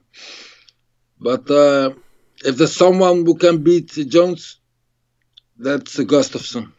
But I have to do some more research on this one before I put my bets in. Yeah, I mean, he took out Glover. See, one thing that I did look at, because I did start analyzing this one, if you look, Glover's had some layoffs. Heroes recently, he had about a year layoff between 2014 and 15. Then he took about a year off between October and September of 2016. His last fight was almost a year and a half. Knocks out Glover Teixeira. Jon Jones, we really only have one layoff to look at, but when he came back, it was the worst looking fight of his life. And he looked flat. I think if he comes out like that against Alexander Gustafson, I think he gets knocked out. Let's see what the comments, let's see what the viewers think, though, here. I see Jones by KO. Yep. But I see on YouTube and on Twitter a lot of people picking Gus for this one. And that's a lot of times that's a sign of something. I mean, you have a lot of mainstream fans that usually will pick the favorite. But then when you see actual money start coming in on somebody that's kind of an underdog, so sometimes that's a sign. Geeky says Jones. If you bet all these dogs and win, Mike, you'll be loaded. Well, I did pick the underdog in both the main and co-main event. I didn't really think about that. You know what I'm gonna do? I'm gonna look up the prediction of Kenny Florian and then predict the opposite. I think that's what I'm gonna do. That is always a very good bet. If there's anybody that's worse at picking fights than I am, it's Kenny Florian. Man, if you pick against Kenny Florian, you win 9 out of 10 times. I'll tell you what. I don't know. I don't know if I'll get both underdogs. I didn't really plan on picking both underdogs really coming into this one, but I've been watching Amanda Nunes and this Cyborg fight develop for a long time. What was the card a few months ago? There was a fight night card. There were 6 dogs who won on that card. Yeah. Yeah, so I'm interesting. I never bet on fights. I'm interested to see how big of a dog Nunes comes in. Let's just look it up. Let's look up some odds. Let's go to Odds Sharks. They're a pretty good source usually, because I am curious what the odds are on some of these fights. Who's calling on Skype? Nobody's calling on Skype. Just my email. I even set my email to ring so I wouldn't miss email from you, Dutch guy. That's how much I love you. I sent you some 29 last week. Some what? I sent you, I think, 29 emails last week. Oh, I didn't get to all of them. I don't think that. I got to get your videos up tonight, though. No problem, man. All right, let's see what odds we have coming in here. I remember seeing the Jones was a big fit. Minus 275. Wow. What? Minus 275 for Jon Jones. That's got to change. That's always changing when the fight's coming closer. So if you want to bet now and not on the last day. Wow. It's always changing. Wow, I don't want to be responsible for anybody losing their money. So, I mean, don't take my advice, but look at this. This one's kind of small. I wish you guys could see this a little more. It's on Odd Sharks, though. Jon Jones is a -275 favorite. Alexander Gustafson +210. So you're going to get $210 for every $100 you bet on Gustafson if he wins. If you not display the wall page, you can blow it up in your OBS to only the section where the odds are. Yeah, I was having some issues with that window capture thing, though. I have to work on that a little bit. I have some issues with my OBS also, man. I think I'm gonna download the new one, but because it glitches a lot, man, lately. Oh, here we go. We can see this bigger though. I updated just Jon Jones. And Gus, oh, look at this! Do you see this? Yes, I see that. That's a blow up. That's better to see. It's bigger now. 66% of people are betting on Alexander Gustafson right now. I told you. Wow. Is there anybody not surprised by that? I bet people don't bet on Gus. They're betting on Gus. What's up, Dave Love Shoes? Merry Christmas, man. I think the situation of this week's events also got to do with that. Wow. I think a lot of people have enough now from Mr. Jones. Yeah, 2/3 of the people. But usually, though, I mean, people, they'll get upset about somebody, but they usually don't bet with their pocketbooks to this extent. That's a big discrepancy. See, you should be on the Gustafson side. You might want to rethink that. I'm not made my mind up just yet. I have to do some research first before I put my bets in. All right. I'm gonna throw $100 on this event. Looks like we got some comments there. This is sad by a spokesman of Dana White on breaking news. Jones is hiding. Under the ring from USADA, says Mountaineer. Oh, that is great. The hate. Gegard is back in. Just kidding. That's guy. Yeah, I still not know what the injury is with Gegard. Somebody knows the injury from Gegard? Is it? It was a back injury. He's having back issues. Again? Oh yeah. Yeah. He had back issues for 10 years ago also.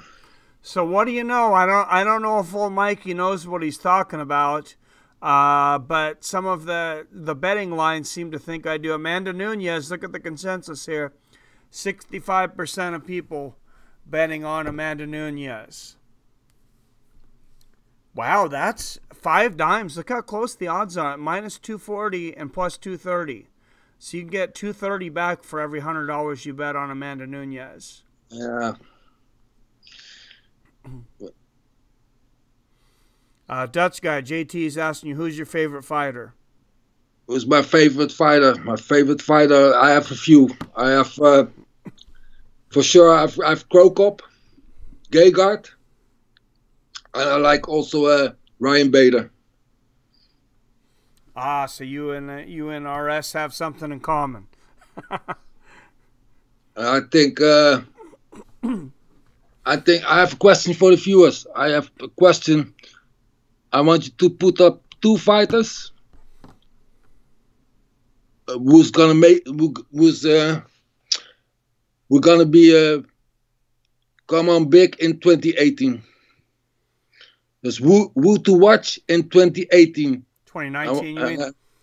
2019, I mean. 2 fighters. Let me know 2 fighters who's gonna score big time in the following year. I like to know what the viewers think of it. What the viewers are thinking of that. Who they got. Robert Christian says a lot of people are going to be broke this weekend. It will take a lot for Gus and Amanda to win. You know, one of my breakthrough fighters coming the next year, I will tell you that kind of off the radar now is Sean O'Malley, but he's out. He could be out for who knows how long. I think we didn't hear many news come out of that situation. Also, man, it's very quiet around him. Yeah, well, you know the new rule, when they start looking into someone, they don't have to make it public right away. USADA doesn't. Yes. Until they have more information. Well, you know this, of course. I'm explaining to everybody else here, though, if anybody doesn't know. And then Sean O'Malley decided to make it public himself. Yes, I think that was a smart move. Well, I think he kind of had to, too, because he had a fight coming up within like a few weeks. I think go to the comments. I think GT, Dominic Reyes, and Johnny Walker, very good choices. Johnny Walker also. Geeky Spartan says Stouwbender. That's for sure. Stouwbender is on his way. And Max Holloway at the 155. Also good chance. He's gonna make it. But I think we miss. I think there are more. I think we gotta see some fighters coming up big time this year, and I hope UFC will throw in the 165 division. But I think that's not gonna happen anytime soon. Well, if I was advising the idiot in charge, which I don't think I could do any worse than him at this point. MVP. I'm sorry. Oh, sorry. Coming off of this catastrophic weekend for the UFC, I think if I was Dana White, I would say right now I'm going to make a huge announcement in UFC at UFC 232, and it's going to be one of the biggest announcements in the history of the UFC. I would put that out there to make people watch, and then I would give people their 165-pound division, and I would make a match. I don't know, man. He's as the situation is, he is now already having trouble filling the cards. He's a bullheaded motherfucker, man. The guy can't. The guy. Stubborn. He doesn't listen to anybody. He's stubborn, motherfucker. Yeah, I want to break down some of these, though, starting with Johnny Walker. He's got a fight coming up, I think, on one of the ESPN Plus cards. He's, I think he's a prospect. A great performance, very strong guy, very big guy also. So I think we're gonna have to watch him, how he's doing. Robert Christian says Aaron Pico also coming up. Also, very good choice. Yeah, he's a very big prospect. VT360 says MVP, also coming up. Paulo Costa, Jared Cannonier, also great choices. BJ getting getting leg locked, says Robert Christian. Ooh, I hope not. I think we have to also watch Comedic Genius in 2019. Also, very good fighter. Yeah, he might be the upset in MMA trivia. He's starting to come up with a lot more answers there. I heard Comedic Genius fighting Francis Ngannou on UFC 233. We'll get him through CM Punk first. Even odds for that fight. Aaron Pico Gam. Aaron Pico is just wrestling and boxing. So Kirk Norris said Aaron Picogram. I like that. That's the comment of the night. Kirk Norris said, as always, the comment of the night. Yeah, he had a good one earlier too. Ryan Hall is very underrated. Don't know why he isn't more known in MMA. Well, he's going to be more known on this card if he's impressive against BJ Penn just because of the name. He has only one skill, and that's BJJ, man. That's not enough in today's MMA. You have to be well-rounded. Yeah, I'm trying to remember. I only remember watching one of his fights, so I don't think I have a big enough sample of his fights to really make a judgment on him, but that's what I remember from the one fight. Eddie Hall was going into boxing. Yeah, CM Punk first. I'm like the Francis Ngannou of MMA trivia. I haven't put much effort into, but did good that one time. All right. That's a new comment of the night there, JT. All right, guys. I have another question. Very good question. Comic Genius commented on my Jon Jones versus Gus content. We're gonna have to bet how many eye pokes Jon Jones will do in this fight against Gus. Oh, there's got to be an over/under on the eye pokes. You know, oh, gives me a great idea. We need to look up prop bets for UFC 232. We're gonna do a question on that also on the stream. How many eye pokes will Jon Jones perform? I said Comedic Genius said 4. I say that's a 3. good number. I say 3 and a groin shot. A groin shot, huh? I didn't know he had a lot of groin shots, but I know he really likes to. He taught that eye poke to Daniel Cormier too. Daniel Cormier can't say he never gave him anything.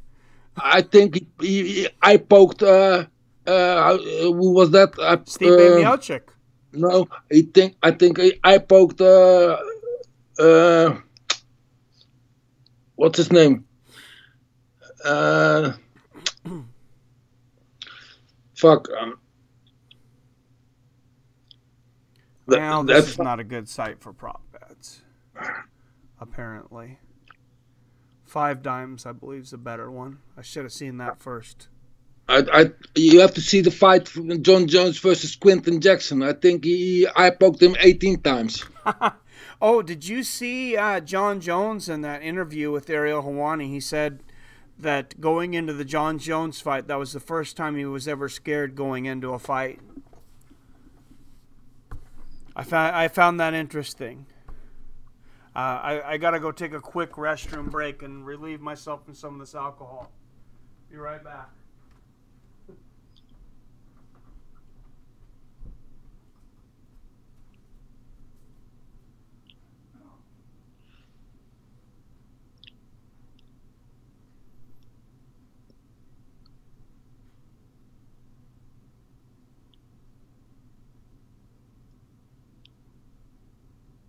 All right, guys, what do you think? UFC 232 live stream.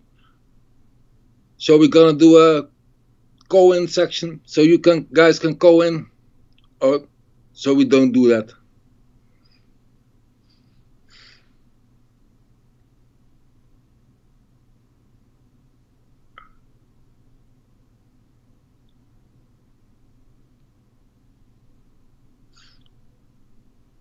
Rampage looked cut for the Jones fight. Yes, he did, man. We have I've discussed with Mike, and we are maybe gonna do give you an option to call in on the stream, live call in on the stream. So let me know your opinion on this. Yes, we'll have the number up for that night. Absolutely. I was just getting back from the restroom here. Blurry vision. I might end up having to call in sick tomorrow. You heard beer before liquor, never been sicker. At least 3 eye pokes minimum, says Geeky. 2 eye pokes because I think someone gets finished before it reaches 3. Yeah, that's also good. That can also happen. Definitely read comments for 232. How would Prime Rumble versus Prime Rampage go? Oh, that would have been a great fight. I think Rumble would knock him out, but that would be a good fight. What do you guys think of butt scouting in MMA? Said RS. I mean, butt scooting or I don't know what butt scouting is. I'm not sure. You mean like scooting out of the guard? I hope Doho Choi returns soon. I hope so too. That guy's an amazing fighter. But here we go, prop bets. Can you see this? Can you see the prop bets up right now? Very well. Can you read them? I think you have to. Yeah, it's okay. You can read it, right. but if you can make it bigger, huh? You can blow it.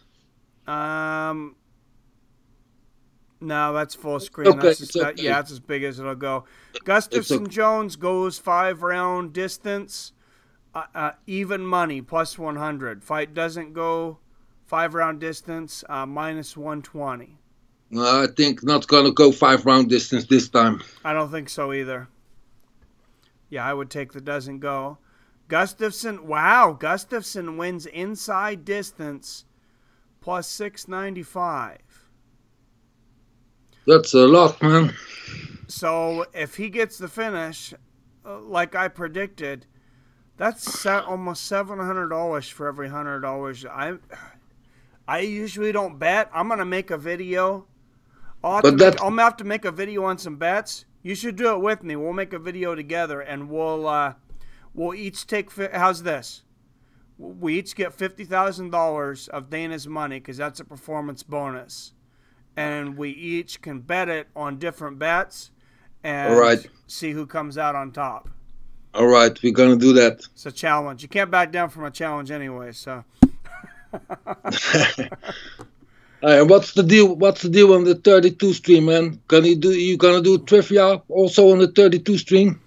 Yes, we're gonna do trivia on that one because we're running out of days. The last day for this season is New Year's Eve.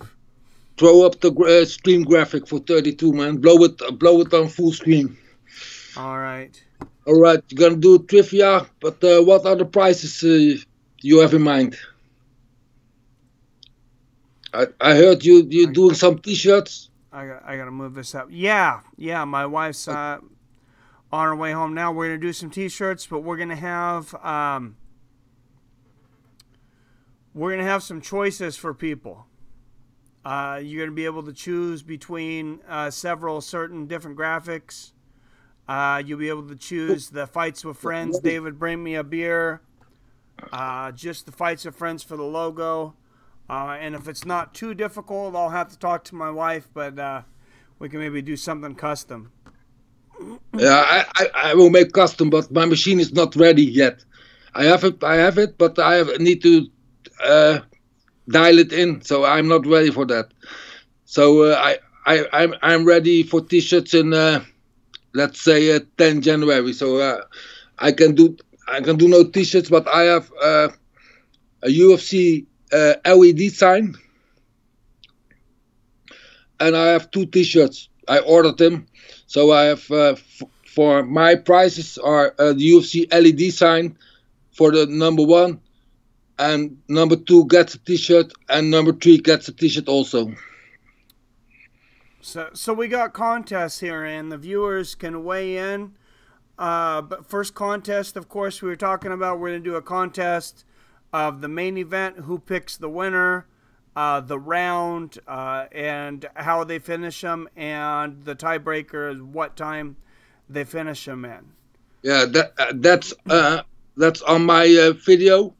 You can put your prediction on my video. I will put up the link here for you. I made a schedule in the comments. You can copy and paste it and fill it in. You have to pick the fighter, you have to pick the round, and you have to pick the way they win. Submission, TKO. TKO and KO is the same. Submission or decision. And you have also have to fill in the time in the round. It's round 2, 3 minutes in round 2. And the time will be used by if there's people are tied. But we have, what was I going to say? We have 3 prizes, though. So do we want to do another fight? Do we want to do one of them for Nunes Cyborg as well? I think you have to do your prize on the trivia. Yeah, that's true.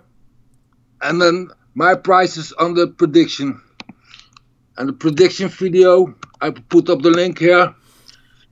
There you can put up your predictions, and it's only for the main card. All right, that works. Well, the main event, right? Gustafson and Jones.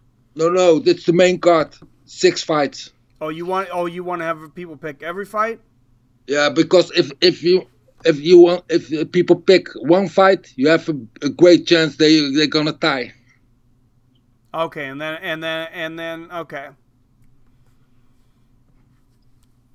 So what's up, Jason? Jason made it at the end. Jason Azevedo. Merry Christmas, sir. Jason in the house. Merry Christmas, you filthy animals, he says. Butt scooting works great against stomps and ground kicks. Pride, Dream, Ryzen, all Japanese MMA promotions allow that. Huh.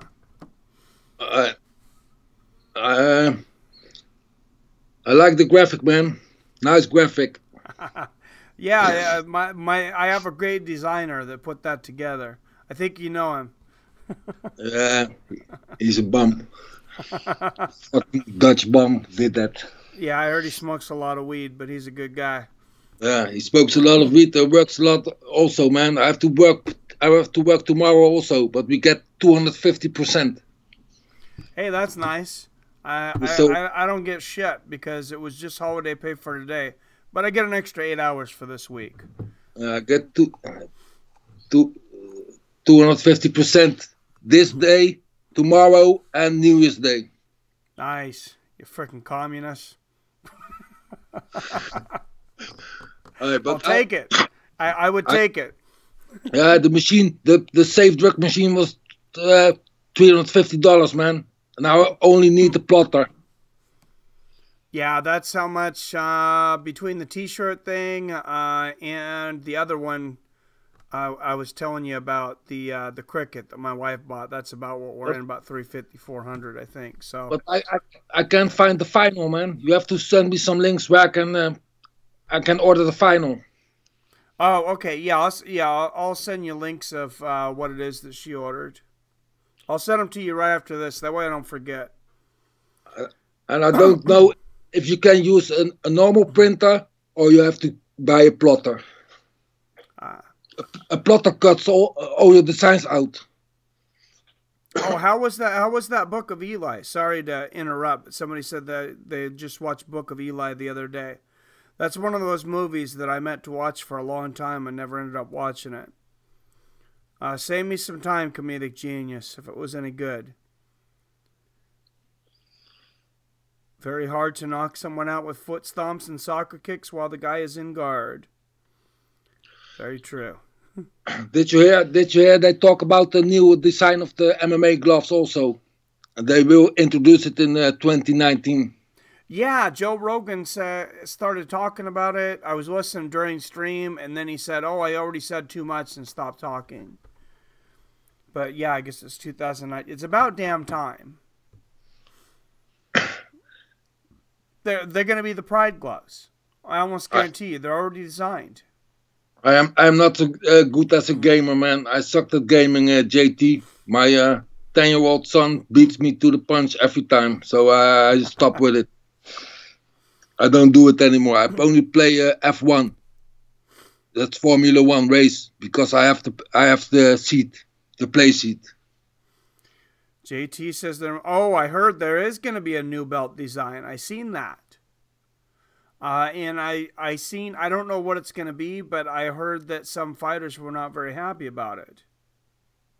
No, but they don't even know for sure it's a new belt design.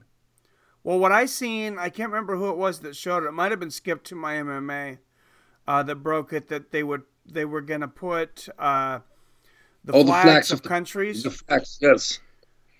But I also heard that they were talking about putting less gold in the belt, which is getting a lot of backlash. How much gold is now in the belt again? It was right around. It was over $200,000. I can't remember from the video. It's between $200,000 and $250,000, I think. Though. Jesus Christ! Yeah, and Demetrius Johnson made him send him all those damn belts. Maybe that's why they got rid of him.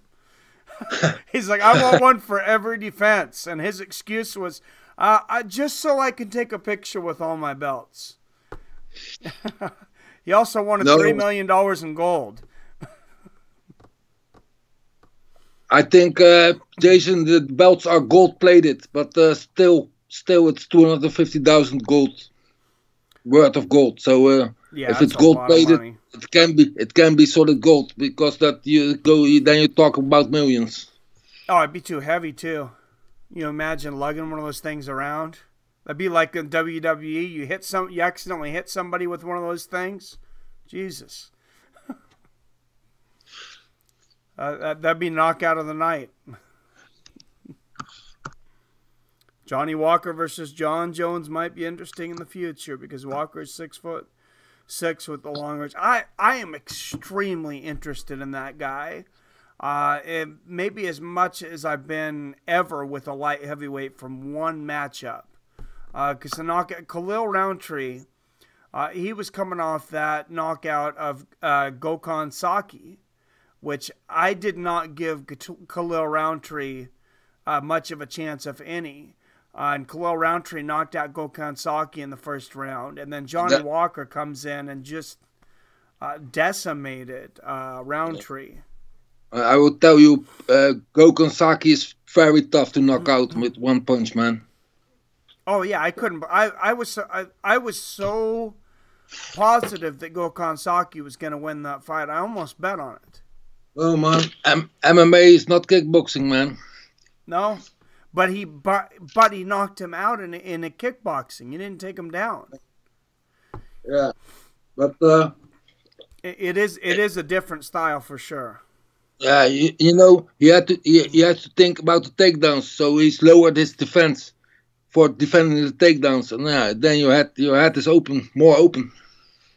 Oh, RS says, who's Johnny Walker? RS, Google Johnny Walker versus Khalil Roundtree. You're gonna have nightmares tonight.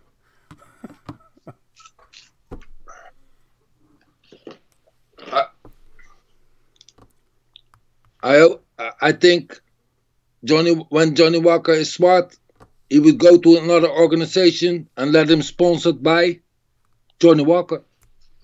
That's yeah. I kind of thought of that too, and I kind of thought, oh, maybe he should go and develop himself, because man, he will anybody that hits that hard, man, he could knock anybody out. He's got to land. He's also very, very, very big, very tall, and also got a crazy reach, man. Yeah, he might be the tallest light heavyweight out there right now. Did you saw the thigh plum he did on Roundtree? That was a very tight. Oh yeah. Tight plum. It was like a 30-second thigh plum.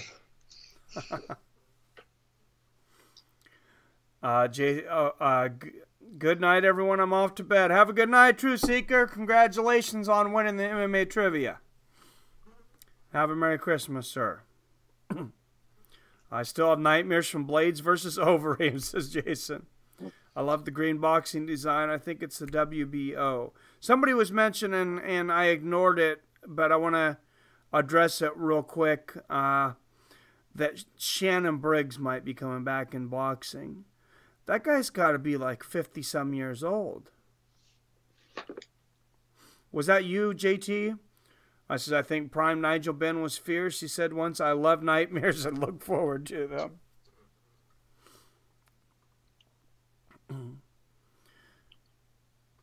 Yeah, I have a hard time seeing Shannon Briggs come back. I got to look up how old he is now.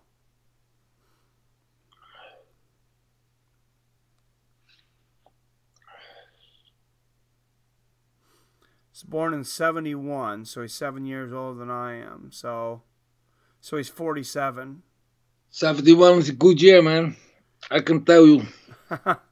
Yeah, 47's too old to be fighting, though. Neither one of us need to be fighting right now. RJ just says 45. If Johnny gets his ground game together, he could KO Jones and guys.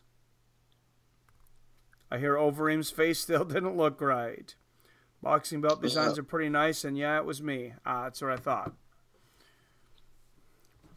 All right. I am having a hell of a time, but unfortunately, I do have to wake up for work at 3 in the morning.